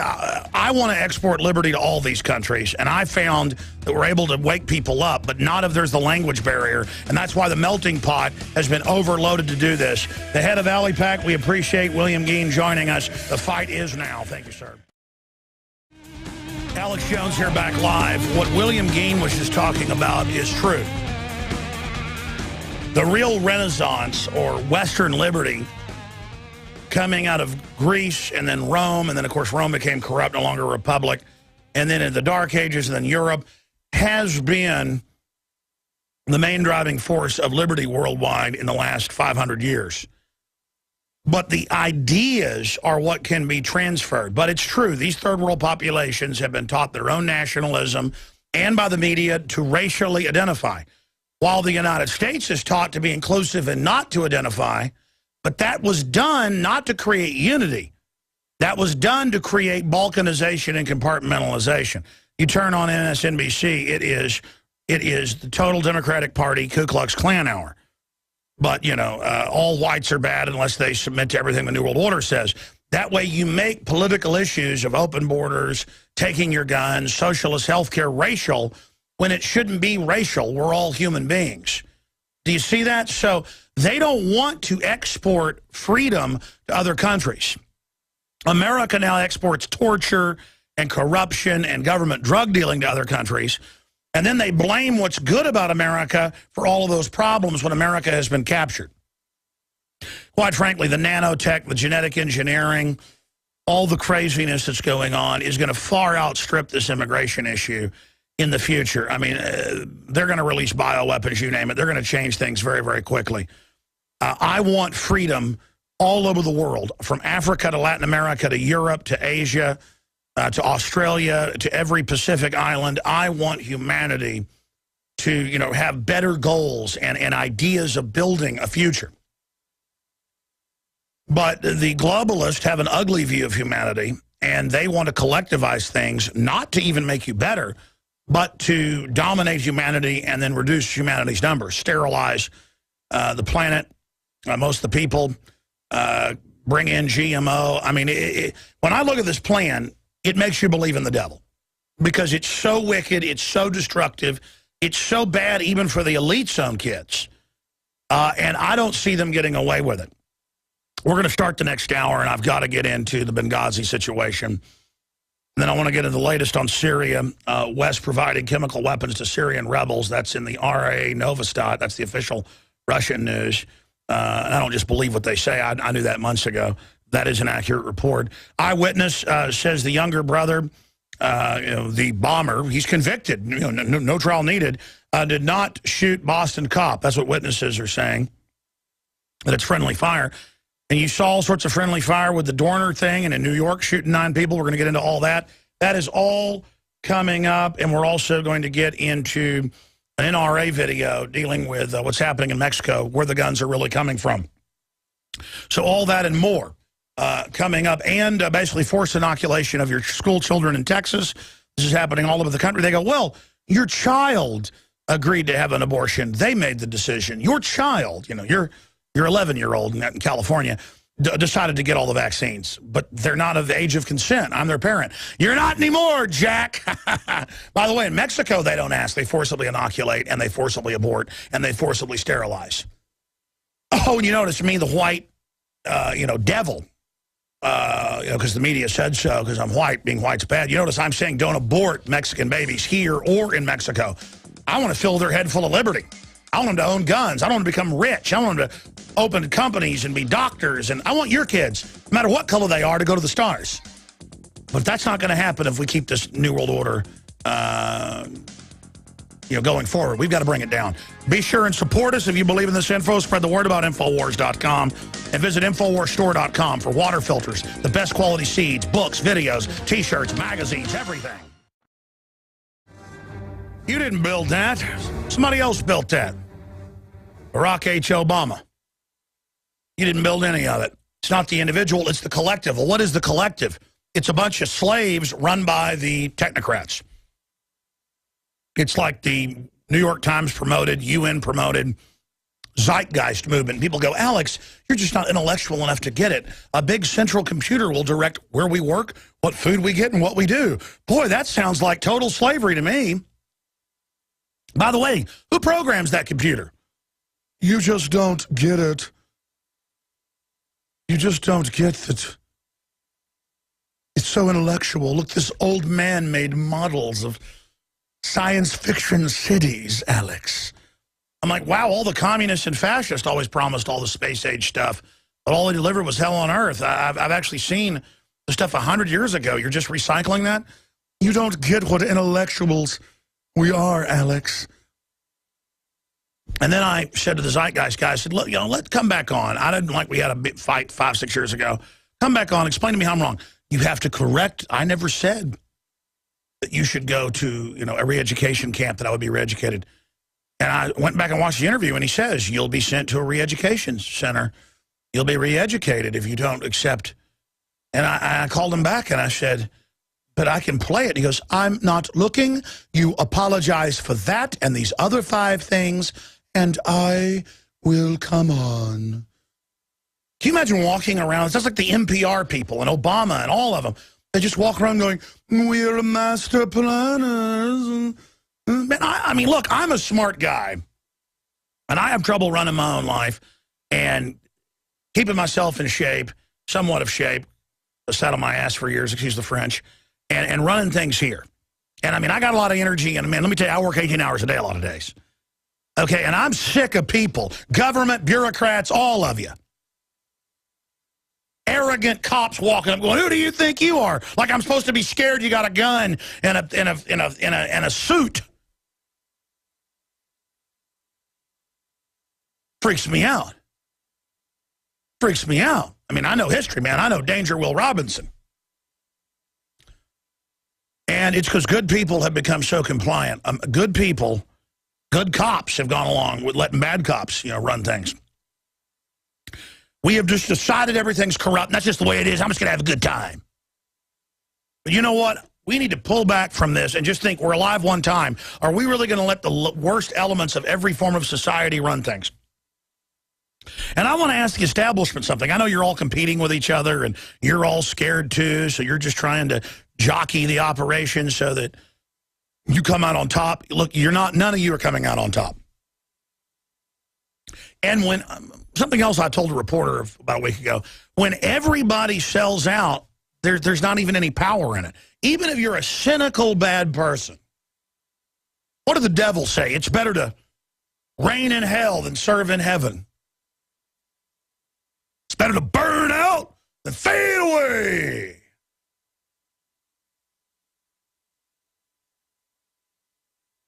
But what if you're in hell? What if you're in a system run by the devil? It's better to reign in heaven than serve in hell. That's another lie of the devil. You don't serve in heaven. The saints reign in heaven and cast their crowns at the feet of God and don't want it. Because when you really rule, you know it's a responsibility, and you then have discernment and wisdom. I will tell the New World Order this, and I know it in my heart and soul, from the foundations of eternity. You will never taste your world government. You will not extend your lives, and you will die trying. You have already failed. Judy Powell, co-founder and communications director of ParentsGuidanceCenter.org, is going to be joining us. She's actually a friend of the family. She's down at the Capitol right now. At the bottom of the hour, she's going to pop in. They're trying to pass in Texas and other states. They've passed it in California to forcibly inoculate your children. What it is basically the state says, well, your 11-year-old said they want an abortion, or your 11-year-old says that they want to take these vaccines. Of course, your 11-year-old can't decide to go get drunk with somebody. Your 11-year-old can't decide to get in a van with a man that drives by the front yard. Hey, little girl. Hey, little boy, come get in the car with me. But when you've got a bunch of serial killer, child molester scum running the government, that's what they do. And they are scum. They're getting rid of parents. They're saying the state runs your children. Should I play clips of them saying that on MSNBC? They had the courts 3 years ago in California say the state is the guardian, not the parents. It got overthrown in federal court. But they are pushing this. This is who these flaming freaks are. And anything they support, you got to be against it.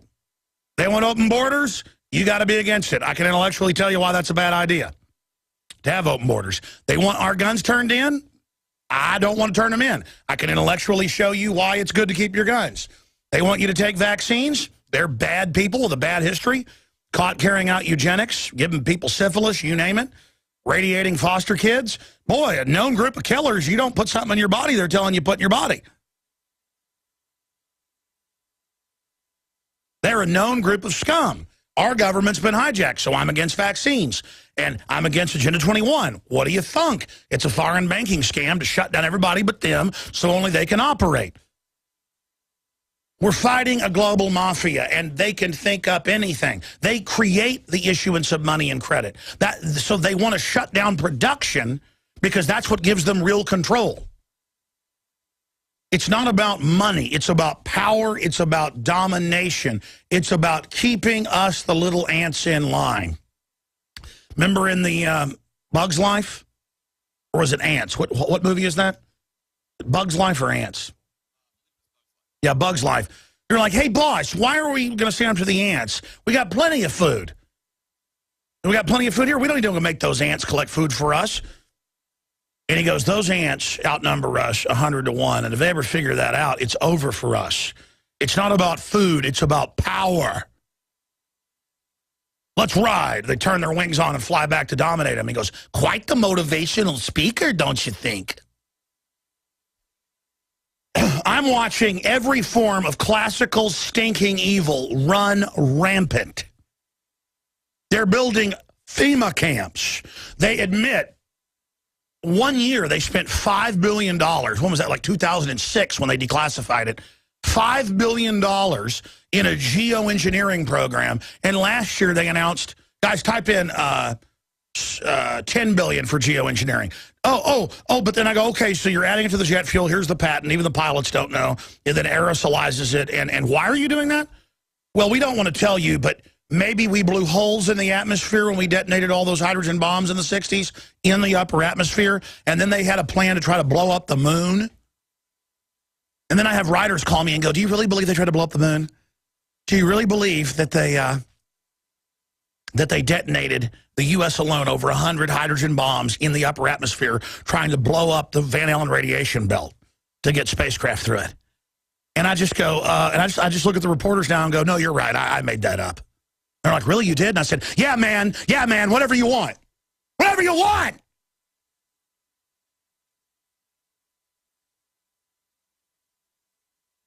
Because I can't deal with it anymore. We have let every crazy person, every nutcase, every globalist get control, and no one will say no to them. Mark Dice, I want to get to this. If I don't get to it now, I'll play it on the Nightly News tonight because I got a guest coming up. Like, we'll cue that up. I'll play it up after the guest comes on. Mark Dice went out, and he went out to the campus, and he said, hi, I'm with Obama's domestic security force, volunteer security force. I want to search your bag to make sure you're not a terrorist. And every person let him search their bags. He was wearing a shirt that said troll on it, had a troll on it. He said, I am a troll. Hi, I'm a troll with Obama. I'd like to search your bag to make sure you're not a terrorist. I'm with Obama. You say Obama, folks, these people, if you said Obama says slit your throat, I'm telling you, some of them would do it. Because their whole identity is, I watch TV, I do whatever, Obama. Obama says turn my guns in. Obama says eat GMO. Obama says have open borders. Obama's a teleprompter. I mean, it is.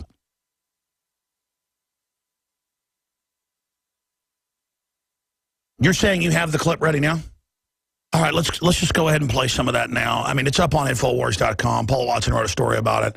You got to see the video if you're a radio listener. And you know, you can go out to them and say, we want Nazi Germany to take over America, to take the guns for Obama. They go, oh, Nazis for Obama. Yeah, I'll sign that. Because, and then he talks to the guy and he goes, now you're sure about that? You want to ban the guns and put them, you know, arrest the gun owners and Nazi takeover? He goes, man, you don't have to convince me. I understand. He's like, he just looks at Mark like, because to that guy who has no power in his life, it sounds pretty powerful to lock people up in a camp. I mean, that's sexy, man. I mean, these people are just pathetic, begging to be overrun, begging. Here's the problem, though. There are a large portion of us that are awake and know what's going on, and you can call us crazy all day. Yeah, we're crazy like a fox. We're crazy awake. Let's go to Mark Dice's video. He's got one where they say, all of them say, ban the First Amendment. He goes, we're going to arrest the Tea Partiers and ban their First Amendment because they don't like Obama, and he needs to be the boss. And they go, yes, I want to sign that. This is everyone in Southern California that he talks to. All of them. We go out in Austin. Let's ban water. Yes, ban water. Let's take everybody's guns. Yes, let's take everybody's guns. Because it's real simple. I'm trendy. We got to go out and say, hi. Well, I think we already did it. We got to edit it. I haven't seen the video yet. I think they went out last week, did they? And shot a piece saying, you know, post-birth abortion. For the Earth, for the Earth, Obama wants to abort babies up to age 3. And I guarantee you they're going to sign it. Oh, really? Abort babies for the Earth? Oh. Here, let's go ahead now. You can't ever blame the Germans anymore, folks. Okay? I mean, people follow orders. You get a tyranny in, it's over. And they're trying to get it all in place right now. Let's go ahead and go to this clip. Take a quick look in your backpack, just checking for explosive materials in the wake of the Boston bombings. We're just making sure that nobody's carrying any harmful or potentially hazardous materials on campus. Okay, you're clear to go. Thank you so much for that. Take a quick look in your bag, make sure that you're not carrying any explosive materials in the wake of the Boston bombing. What is this for? Thank you for not being a sucker. Hey, sir, excuse me, sir, 1 second, stop. Just need to take a quick look in your backpack, make sure we're not having any potentially hazardous or explosive materials in here. Are you serious? You're stopping? We're just part of the Obama Citizen Security Volunteer Force. Just in the wake of the Boston bombings, we can't be too sure. This is a black backpack. Okay, you're clear to go, sir. Thank you. Wait, are you serious? No, we're just showing how suckers people are, and they'll just sit and obey and willingly let their Fourth Amendment be violated. Oh my God. Yeah. Oh my God, I can't believe that guy just stopped. Excuse me, sir. Just need to take a quick look in your bag make sure there's no explosive material. Stop 1 second. Just need to make sure that there's no explosive materials in this bag or anything. All right, that's enough. Hazardous. Full video up on Infowars.com and Paul Watson's article. Californians let Obama domestic security force, in quotes, search their bags.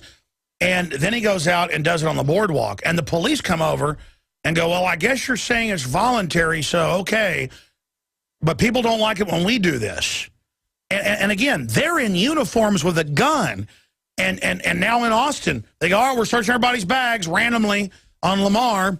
TSA, feds out of their jurisdiction, aren't even sworn police, out there with Austin police searching. And then you say no to them. They're like, how dare you say no to me? It's exactly the same deal. It's asinine. And we have another video I'll play some of coming up after the break where they sign petitions, every one of them, to ban free speech. And they speak English. These are white guys, black guys, Hispanic, you name it. I mean, they're like, yeah, we're going to ban the Tea Party from their speech. Yeah. Yeah, and we're going to, because you're not allowed to talk bad about Obama. I mean, he needs to totally run things now. We're going to have authoritarianism now. And they're like, oh, absolutely.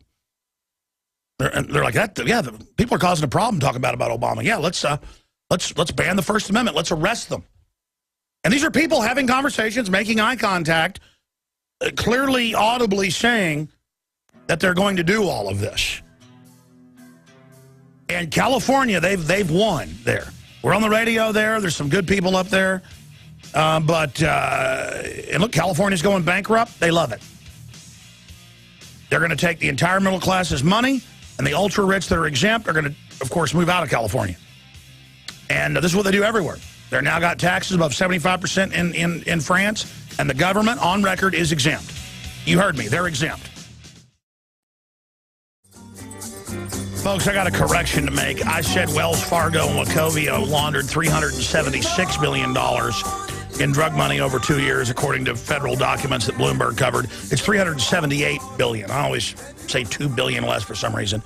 $378 billion. We're going to show you that news article again in a moment. We showed it last hour. They were supplying the aircraft, the weapons, everything. And we pulled up some of the news articles, and I got an NRA piece that also gives it sources, where the Mexican drug cartels get at least 3/4 of their weapons they buy from the Mexican military, or they buy that come in on international flights. Fully auto, grenade launchers, you name it. There it is, banks financing Mexico gangs admitted in Wells Fargo deal. Who's Wells Fargo? It's Warren Buffett. Yeah, Warren Buffett's the real gangster, folks. He makes Capone look like a schoolboy. Warren Buffett has gotten hundreds of billions of dollars, look it up, of bailout money. Just type Warren Buffett, biggest beneficiary of bailout. And now you've got to buy insurance from him. That's why he's got record profits this year. He runs things. He's El Jefe. El Gordo. Warren Buffett, champion of bailout, also leading beneficiary. McClatchy News. So now you know. But, document can please. Obama blames in Mexico days ago. We've been covering this. Obama blames U.S. gun owners. And I'll be honest with you, there are a lot of guns from the U.S. going into Mexico that weren't shipped there by Obama to blame the Second Amendment. And I say, great. Criminals are going to have guns. Government's going to have guns anyways. I've seen the numbers. The semi-autos, the shotguns, the handguns. Mexicans are getting them and taking them home to protect their families. And by the way, you can pull up the articles. Mexican vigilantes are restoring order in city after city. Vice News has covered it. You name it. So they hate it. Criminal Obama and the criminal drug cartels, run by the CIA in many cases, that's come out in court, they hate it. So they hate the fact that the Mexicans are getting guns. I mean, what are they going to do if the Mexicans get guns to protect themselves? Then the cartels, see, the cartels will only attack you most of the time if they think you're not armed. And they demand money off people to let their kids go to school safe. Even poor people, they're shaking down now. Mexico is totally imploded into a hell. And I say more power to the Mexican people to get guns and protect themselves. You know the answer to free Mexico? Give guns and firearms training to every family in Mexico, and the problems would be over very, very quickly. You look at China and places that are under hellish control, it's because they've taken the guns from the people. And only government has the guns. North Korea, you name it. Tyrants hate guns. Let's go ahead. They hate guns in your hands. Let's go to this NRA piece breaking it down. Here it is. We don't care about your laws here. We can get weapons anywhere. We get weapons from Honduras and El Salvador. Majority of the weapons are not coming from the U.S. 3/4 of the weapons that the cartel gets is supplied by the military. Corruption in Mexico is not a problem. It's an institution. It's a business for the government, for the military, and for the cartels. Why would you stop the business when it's working so well? The worst of their society coming here to America to prey upon our innocent citizens. And this isn't a problem? The federal government has abandoned us. Do I think the border is secured? Hell no. We've been driving down this border road here for, 10 miles. Have you seen a Border Patrol agent yet? The Border Patrol is not on the border. I know that border, I think, as well as anyone. We turn on the TV and Janet Napolitano says it is as secure now as it has ever been. My question. Senator, please. In my opinion, it's borderline treason. There's traffic through here unstoppable. The agents, we don't have enough. Oh, absolutely. I carry a gun everywhere I go. We're looking at human smuggling, drugs, terrorists coming across our property. From Syria, from Iran, from Turkey, from China. My wife comes home from the grocery store and a woman's head is in the front yard. Is this America or is this Iraq? National security should not be a political game, and these jokers make it just that. For us and my family, our safe haven has been destroyed, and that is unforgivable, and I don't know how this government is ever going to give that back to me. Just slap in the face the citizens of this great country of ours. To slap in the face the people that have fought for this flag that we represent. I fear for my grandchildren what they are going to be left with. It's our rights are being stripped on a day-to-day basis. Angry? You betcha. Surprised? No. No president who has the best interest of this nation as a nation, as it was created, would ever do something like this. These guys ought to be criminally tried for what they're doing in this nation. Everything we love about America, all the freedoms our forefathers fought for. We'll be right back. All of it is under attack by Barack Obama. No kidding. So pass this story along, then join the NRA. Absolutely. We'll be right back. Stay with us. A new world order. A new world order. Yep. A new world order. A new world order. We're not about to make that same mistake. Ministry bringing us in. Oh, yeah. Man, I tell you, anybody who says they're bored because they watch TV all day in the false culture, if you're awake, folks, you're not bored. The world, the technological developments, the good, the bad, the incredible things unfolding, the unspeakable things going on. I haven't even gotten into Benghazi, and I really should. The hearings are tomorrow. The indication we're getting from the Republicans is they're going to try to score some political points, but actually not do anything. Because they're the ones, you know, with Obama saying attack Syria, use al-Qaeda against them. They're all up to it in their eyeballs. So they'll criticize Obama for not giving support to the ambassador and letting al-Qaeda kill him when the State Department hired the al-Qaeda group, brought him in to overthrow Libya, and that was the group they hired for security at the safe house and the weapons cache. Down the street, they had a big military torture center. Again, Obama's continuing the torture. And it's just an example of there is no Democratic Party. There is no Republican Party at the top. They're a bunch of crooks. But the mainline Republicans and the Democrats are all attacking the proto-Tea Party that came out of Ron Paul, myself, and others. That's the group they're going after. Constitutionalist, because the Constitution, the Bill of Rights, the Declaration of Independence, common sense, and not laying down to tyranny, being uppity, sits incontrovertibly against them. There aren't many populations that won't put up with being slaves. The Afghans won't do it. There are areas of Africa where people have never really been totally taken over. There are a few areas of Mexico where nobody's been able to take over. Areas of Chiapas and things, because it's really just natives down there. It's like Native Americans. Who are still down there, you know, pretty much, you know, same thing as the Comanches or something. Everybody else is being assimilated and taken over by the globalist corporate board. And bottom line here, ladies and gentlemen, is the New World Order is not taking us over to make us civilized and bring us into the future. They're doing exactly what was done to natives in this country. Put you on a reservation, use bioweapons against you. Use cultural death against you.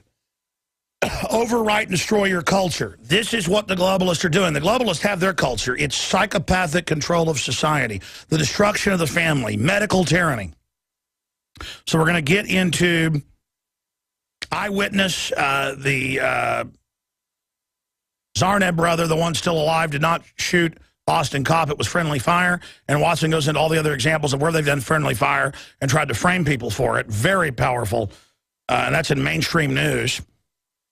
Cop must have known a little too much, or cops knew too much, and then the whole thing's a cover-up. It's not just that. You add it all together. Also, West providing chemical weapons to Syria. That's coming out in mainstream news. We're getting into that. We've got a little bit on the Benghazi, but Lindsey Graham and others are like, this is really the dam breaking. That's how you lie to somebody. You know, it's like you bust in with some guy in bed with your wife, and he says, oh, this is the dam breaking. I'm gonna come clean for you right now. I'm gonna admit everything. You're like, oh, really? You are? Yes, I was. I'm a gynecologist, and I dropped by here tonight to do a medical checkup on it for free because I just want to be a friend. I mean, that's what Lindsey Graham's doing. He's like, now I got the dams breaking here. There was total systematic failure and stand down for 8 hours on accident. Obama, you did a terrible job. We're going to give the State Department more diplomatic funding and more security funding.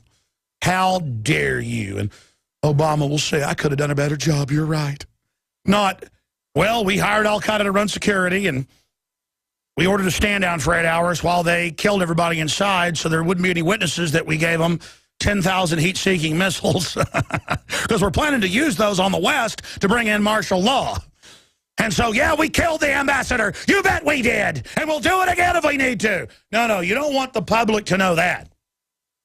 And it may have been a neocon double cross. Some of my experts think that might have even happened. And there was a group within there that told Obama, just keep sleeping. And they did it. I don't know, because all these Democrats make it about Obama. There's no way he'd do that. There's no way he'd. Oh, really? When they bomb a couple hundred people and kill them to kill one bad guy, they call it collateral damage. They will kill people all day, including each other. Don't you people get it? Tyranny isn't sexy, it's not cool, it's not fun. I want to go to our guest, Judy Powell. And they're voting on this today in the committee, and this is being passed all over the country, ladies and gentlemen. She's the co-founder, communications director. We should get her on sometime in studio on CPS. The battles she's been through with parents, because it's mainly middle-class people. They hunt your kids because they get top dollar from them, from the adoption houses. Just like in China, the Falun Gong that only eat organic and exercise have the best organs. And so they type they blood type them, genetic type them, and keep them there in their prison cell, exercise them, feed them well, until an American wants an organ. Of course, you don't ask where it's coming from. So they're warehousing our kids. That's a separate issue. But here is the bill. Document cam, please. The bill is HB 1340. The bill is HB 1340, and Judy Powell joins us. She heads up parentguidancecenter.org, and they're trying to pass it in the Texas House. Here is the bill right here. The bill would allow minors 14 age or older to consent to their own immunization unless the medical provider has knowledge the child's parent or guardian has expressly refused to give consent. You see, all over the country, they're giving kids shots as young as 5 without parental consent and saying it's an accident. They didn't know. California made it down to age 11. Now, can your 14-year-old give consent to have sex with maybe the principal? The principal's like, hey, your 14-year-old wanted it, wanted the drugs, that's why they sell drugs to kids or give it to them free to get them addicted and then say, now go take money out of your mom's purse and bring it to me. And then nobody busts him because he's paying the cops off. And so there you go, and the bill gets even worse in its language. And then next, they're also trying to get abortion without parental consent.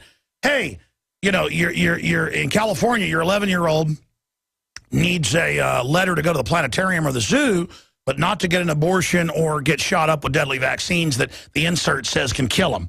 So Judy Powell fighting this valiantly is a citizen activist right down there at the Capitol right now. She joins us from the Capitol.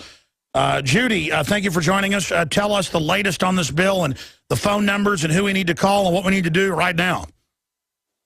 Well, the latest is it's going to the House floor today. We're thinking maybe in a couple hours. Oh, it's already out of committee. Oh, my God. It's out of committee, yeah. It's going to a floor vote right now, today. It's on the calendar for today. So we need people to call their local representatives and in the House side and tell them vote against HB 1340. That would be the best thing for everyone to do. Doesn't it show how criminal the government is? They're shooting kids up everywhere and telling them it's the law, and then don't tell your parents. And then they're being caught doing this all over the place. And so now their answer is just say no more parental consent. I mean, this is unprecedented. Right, exactly. And we feel like this bill is usurping parental authority and kind of going around the normal medical process. And it's really about probably the HPV vaccine, because a lot of these vaccines are required to get into schools, and children know that. So say they're sitting at the doctor's office on a sick visit, and the doctor introduces some vaccine that's not required to get into school. They're not going to know the difference. And so they're going to say, sure, yeah, I want to be saved from cancer or whatever, the doctor's hawking at the time. Oh, yeah, it's like, hey, we don't have to even go grab kids from CPS now and test stuff on them. We can just do it with your kids. Exactly. And like you said earlier, they're not capable of consenting to sex.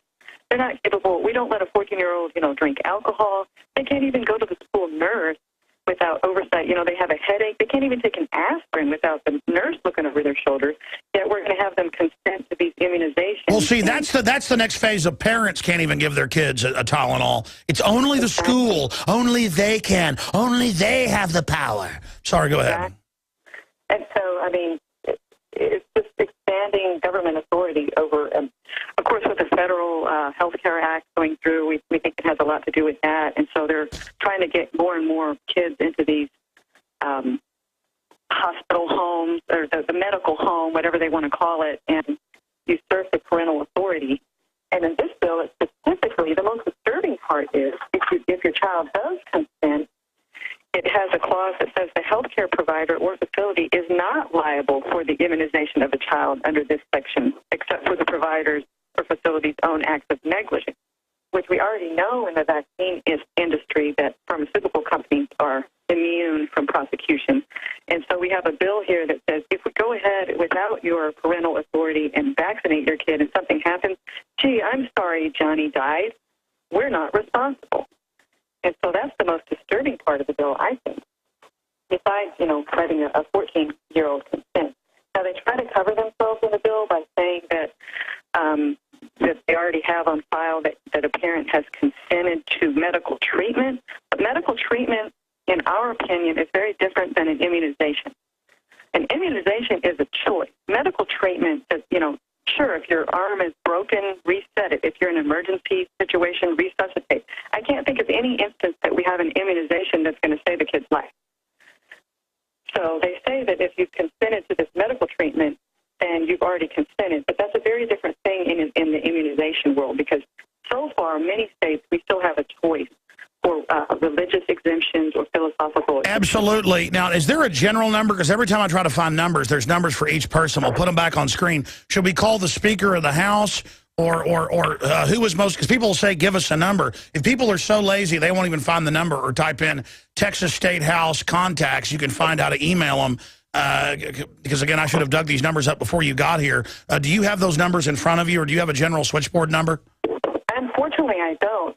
Yeah, I go through this every year or so when I end up going over the Texas State House. I'm going to hang it on the wall next time. Of course, they change numbers sometimes, too, so that we can do that. But, of course, they try to hide the numbers as well. Will you put it back on screen? I'll just hand give these out individually to everybody out there on the radio. We'll punch that back up, and you can go to... The best thing to do is find your address. Like, if you go to the regular site and you type in your address and you find your representative, because representatives listen to their constituents specifically.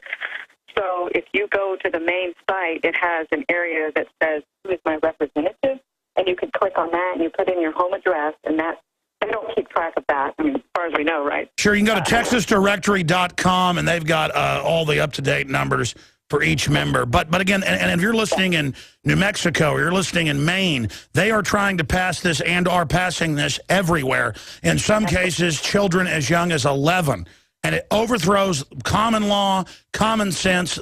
Did you see MSNBC officially in ads now say that the state basically owns your children? No, I didn't see that. I'm sorry, your phone's breaking up. I've been up at the Capitol 24/7, so I have not seen NBC. Well, no. I mean, this happened a while back. It's just that they're getting more bold. Oh, absolutely. So do you know how many votes they have? I mean, is it a close vote or what's going on? We don't know yet. I mean, it's just going to be a general vote. We are working with some other groups that have blanketed the Capitol with some flyers, with some talking points, like the Homeschool Coalition, the Texas Homeschool Coalition, also the National Vaccine Information Center. A local Texas vaccine group is Parents Requesting Open Vaccine Education, PROVE, PROVE. They've been working hard on it. But the other side is very strong. They've got more money. All of us are working, we're volunteers. And so the other side is coming from, the doctors and the hospitals and the pharmaceutical companies. They have a lot of money that they put into these vaccination campaigns. So, and they spew out a lot of, dangerous, scary statistics to these representatives. And I think that the representatives, they have a good heart a lot of times. They want to do the right thing. But I think that they're kind of wowed and wooed, bamboozled by the statistics. We don't have an HPV epidemic going on in our state where, girls are just dropping dead from cancer because they didn't get their HPV vaccine. We have no numbers like that proving that we have people dying, by the millions from the flu or any of these other vaccines. They give people 20 times the vaccines they did in the 50s. They're filled with every horrible thing. The UN's been caught adding sterilants to it on record. Anybody can look it up. This government, with its history of secret experimentation, cannot be trusted to do anything. So everybody in Texas who doesn't want to have their kids forcibly inoculated, because that's what they do. They convince them, oh, you want the shot? You want the lollipop? I mean, this is just amazing. And I was afraid of my doctor. Kids, I'm like, okay, this is the doctor. He must know best. And so you're going to do whatever the doctor, I mean, it's an authority problem here. You're going to put this kid under authority that they don't understand that they have a choice.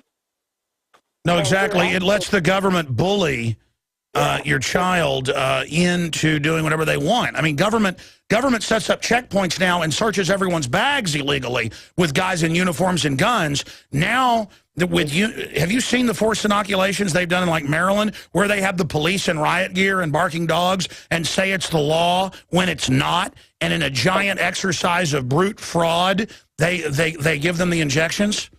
And this is the level that they start at. They start with kind of a low-level coercion, kind of under people's noses. It's for your own good, and then they're just going to work up from there. The next step would be requiring these vaccines and then taking away our choice. A bunch of states are doing that now. Yes. Exactly right. We don't want Texas to be one of them. And so if we fight back now, see, the law that passed in California, that let children consent to immunizations was specifically for STDs. Now, of course, we're opposed to that as well. But this law in Texas, 1340, is more expansive. It does not say just for STDs. It just says for immunizations, period. So that's going to be any immunization they want to give our kids. We need to stop it. And I think people have the power to stop it. They don't know that they have the power. The representatives, listen, when you start bombarding their offices with phone calls, they listen and they get afraid to vote for something that's bad. And they pull back on it. And that's what we need today. But the American people are so passive now. That's why we become so enslaved. Texas is still free to a great extent because people are instinctively wary of government. But Austin has been colonized by Californians. A lot of them are my friends, but people fleeing California. But now the second wave are here saying this is California. I've actually had Californians tell me that, oh, you're one of those Texans. We're going to show you. And it's like, oh, my God, you're going to show me? I mean, it's just bizarre. Yes, please don't bring your California laws to Texas. We're all in trouble. It's like a cult, man. It's a cult. All right, well, you're doing great work over there at ParentGuidanceCenter.org. Everybody should check it out. Judy Powell, we'll get you in studio sometime with good audio. Great job down there at the Capitol. We'll see what happens with this fight. Anything else? Thanks a lot for doing what you do, Alex. Thank you. Keep it up. All right, it's one of my wife's friends. Great lady. All right, we'll be right back, ladies and gentlemen, on the other side of this break with more on Benghazi, the armed march on D.C. You know what I'm doing?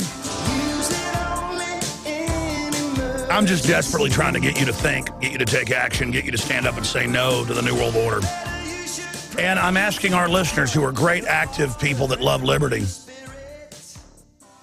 to reach out to their friends and family and really alert people. And I am seeing more and more signs that people are getting awake, are getting involved. But now is the time to be as aggressive as possible. I mean, if the government can publicly use al-Qaeda against Libya and Syria while taking our rights because of the al-Qaeda threat, you know you're in trouble.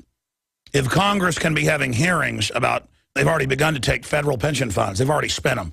You're still getting fiat checks, but the money's gone. That's been given to foreign banks.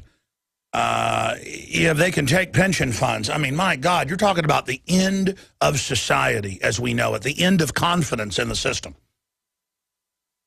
I have so many reporters say to me, Alex, you're going to destroy confidence in America. America is being destroyed by the globalists. They're destroying the confidence.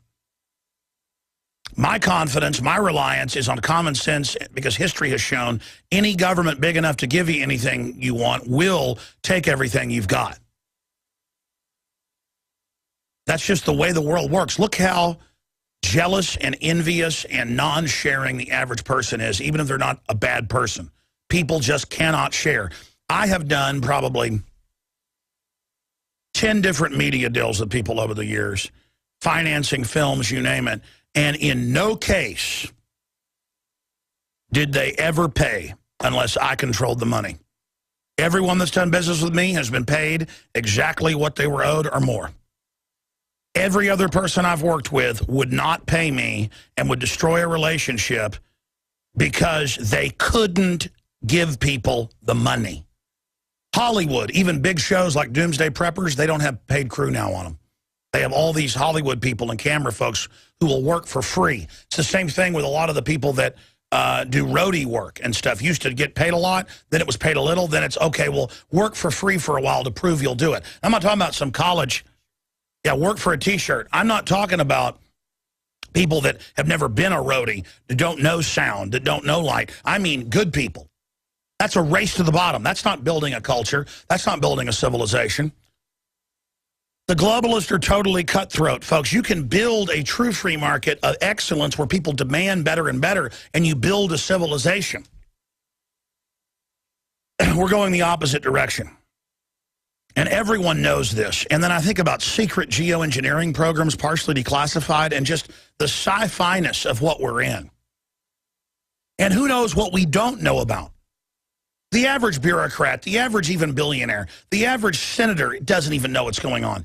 This, because it's so complex, even though it's all public, most of it, no one even in power will look at it because they're too busy doing their specialized job to go have sex with their mistress or go play golf.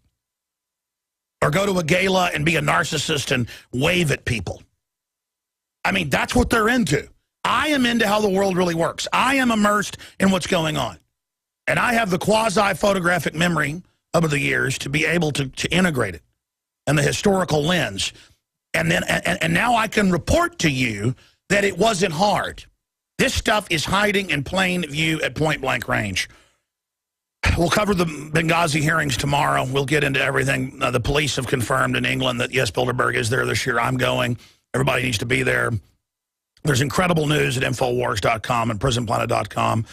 They're doing everything they can to censor us and block us and Google to delist us. Please support Infowars.com. Please support liberty. I mean, I'm not fighting these guys to lose. I know if we have a loser mentality, we're going to lose. I know if we engage them, we're going to win. Every time we do engage, we win. Justice has providence behind it. So spread the word about Infowars.com. Spread the word about the radio show. And shop with the good guys. Support us at InfoWarsStore.com. Go and listen. We record everything you do. We can go back in time and hear everything the Zarnev brothers said. The dead Patsy Tamerlan and the other one. And he smiled about it with pleasure in an egomaniac, criminal energy, hiking the leg, urinating on us, criminology display.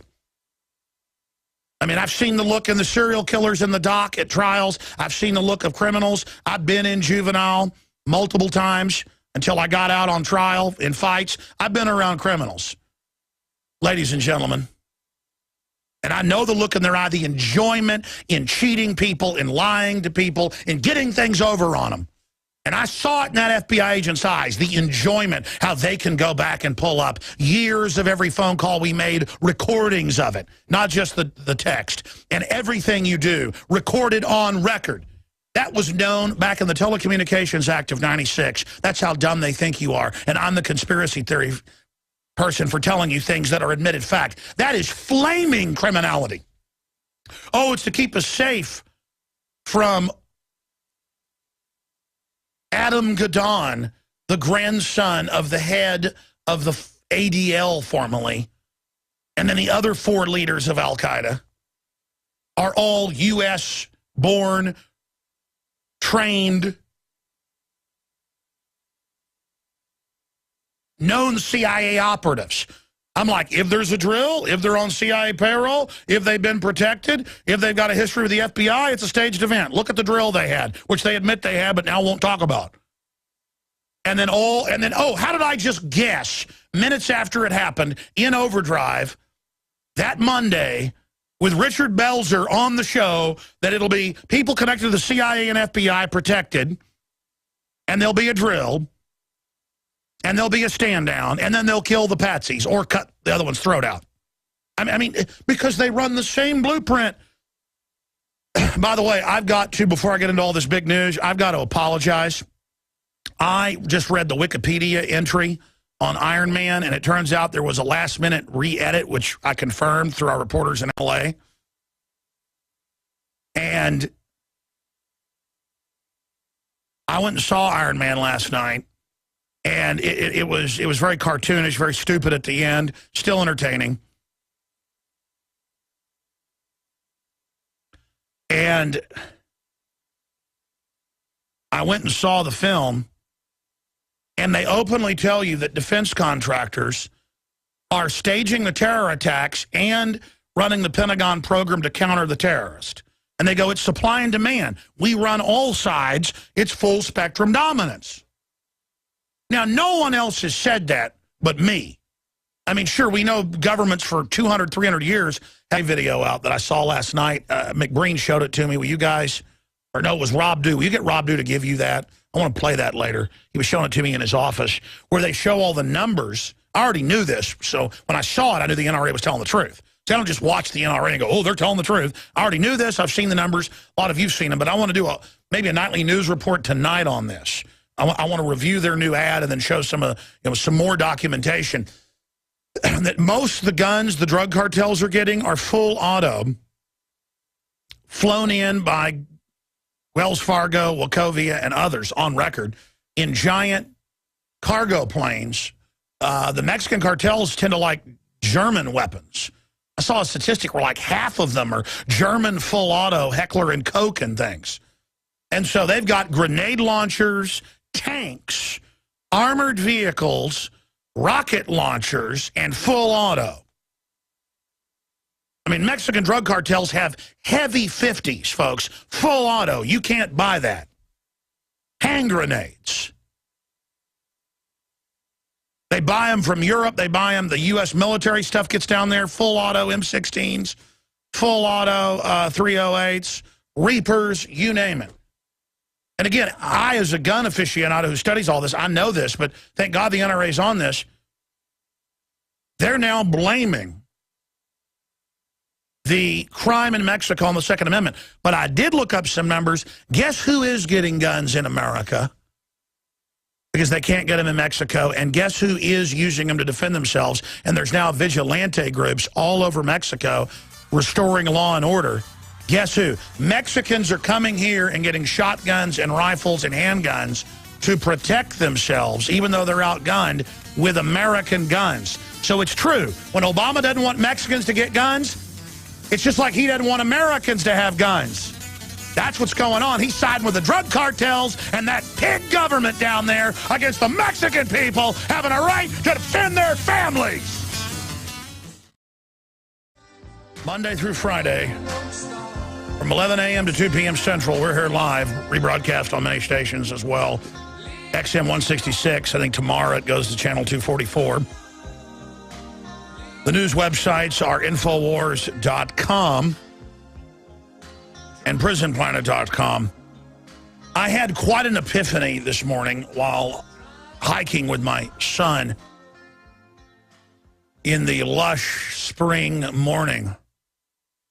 And the epiphany is a thought I've had so many times, but it hit me so hard and with such clarity that the reason I get so frustrated and so angry and almost describe my disgust at tyranny and globalists and bullies like that of claustrophobia, because that's what it is. I want them off my back. And I'm there jogging through the woods, and I hear this big helicopter, and I look up over the hills, and here comes Marine One, and it flies right over me. And it was just such an assault. It was an alien Skynet globalist craft surveying and doing a test run for the Emperor's arrival. And then the Emperor is nothing but the great Oz projection. I am the great and powerful Oz. Yeah, that's the old Marine One we've got on screen for TV viewers. It's the new Black Hawk Marine One. Type in the new Black Hawk Marine One, because it was a big Black Hawk, but with the white top and the green bottom.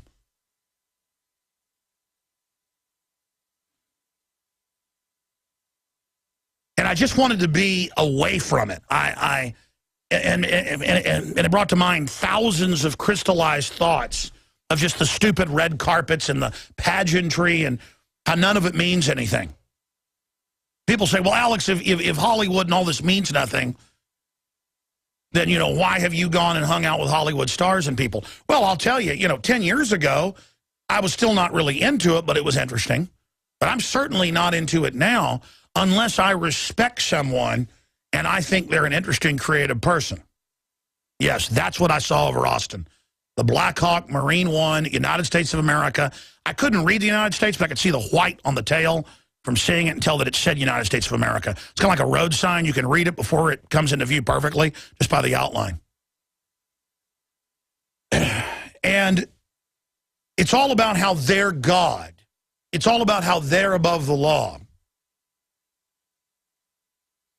I get these emails, I see the comments about, hey, so we had martial law in Boston. You people are nothing. You don't count. I read one of those YouTube comments yesterday. The police are the professionals. And that's been the attitude throughout history. The government is up on a pedestal, and it's sovereign, and it has rights, and it's God, and you're scum. That's how 98% of other governments conservatively, you can count on one hand, so just quasi-free societies. Quasi-free. And they were usually societies that came out of incredible tyranny that was so horrible, people codified basic human rights that were in stone, punishable by death if you violated them, because it's so dangerous to turn the worst people loose in society in a tyranny. That's how tyranny works. You get rid of the checks and balances, the worst in the society will take control. And I started thinking about how they had the FBI counterterrorism deputy director on CNN. I played the clip yesterday. Want them out of my life. I have so much love for beauty and innocence and goodness. And that is what is all over the world. That is what dominates creation. But evil has a hunger to be in control. And so this paradox historically is always there. And I just cry out for justice. I resonate for truth. And I'm not up here saying I'm a high and mighty moral person because of that. I am just a natural man. I'm a simple man.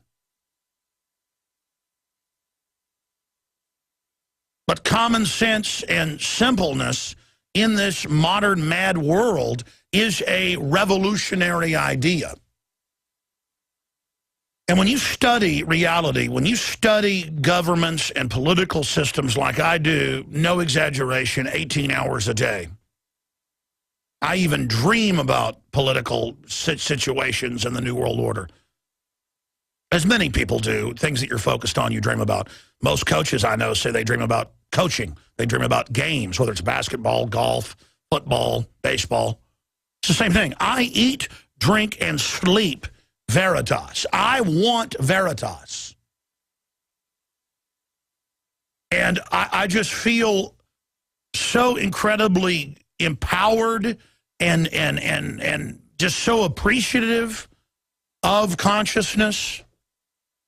And then I see people dumbed down. I see people misled. I see people who feel bad about themselves because Madison Avenue has taught them to feel inadequate, so that Madison Avenue can then sell them lies in the name of making you complete when it actually makes you even more incomplete. You were born complete. I mean, I was just thinking about how everything is incredible, how driving down the highway and seeing hawks on light poles and police cars flashing lights and cars, taillights fading in and out through the hills at night, what Robert Plant was just singing about. And the breeze and how you'll catch the smell of flowers and just how magic everything is, how incredible it all is, how good it all is. I was exercising yesterday evening, and I looked up, and whatever they call the official White House helicopter, Marine One, I think is the name of it. And I guess Obama's here in 2 days, so they had Marine One. And yesterday, I'm sitting there. It's a pure blue sky, totally gorgeous. It's like 6 o'clock at night. I went and exercised and came back and did the nightly news.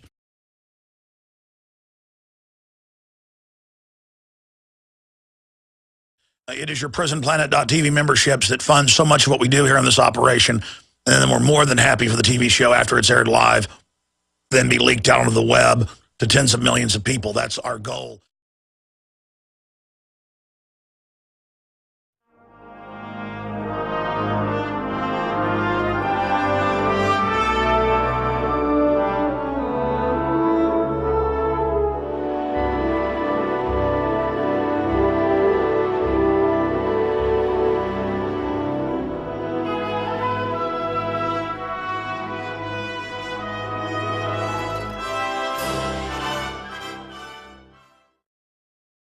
Ladies and gentlemen, thank you for joining us. It is the 7th day of May, 2013.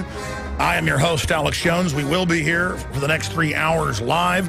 William Gheen of AliPac, one of the major pro-sovereignty, anti-completely open border groups. William Gheen will be joining us for about 30 minutes in the next hour to really break down what is in the different versions of the amnesty bill. That is really the North American Union, $1 trillion every 5 years, they're estimating conservatively, program that will just complete this country's journey into Banana Republic. They try to spin it like it's hospitality, have open borders. But you can't go to Mexico or Guatemala or Nigeria or Russia, for that matter, and just say, I want to have my babies for free. I want free welfare. I want, everything, and I'm above the law. But in the West, the globalists use immigrant populations as a pro-government group. They don't fund the immigrant groups because they care about them. They do it because they're using them to drive down wages, and that's what NAFTA and GATT has done. NAFTA has destroyed Mexico. Mexico's standard of living has gone down. Look at all the numbers. If you want to help Mexico, you end the drug war, you end drug prohibition, that'll end a lot of the organized crime, and Mexico has more billionaires per capita than any other country in the world because it is totally centralized with a tiny group of filthy rich people who have gotten their money through monopolies. From Carlos Slim, the richest man in the world. He's not really, but he's one of the richest new money people in the world. It's just unbelievable. Unbelievable. I mean, there's a State Department warning not to travel to Mexico, and we're supposed to just collapse the border completely. I would rather Mexico have its own revolution of liberty for freedom, revolution of ideas. And I'd like to see them with the Second Amendment. I'd like to, or whatever the free people of Mexico developed. There's a new NRA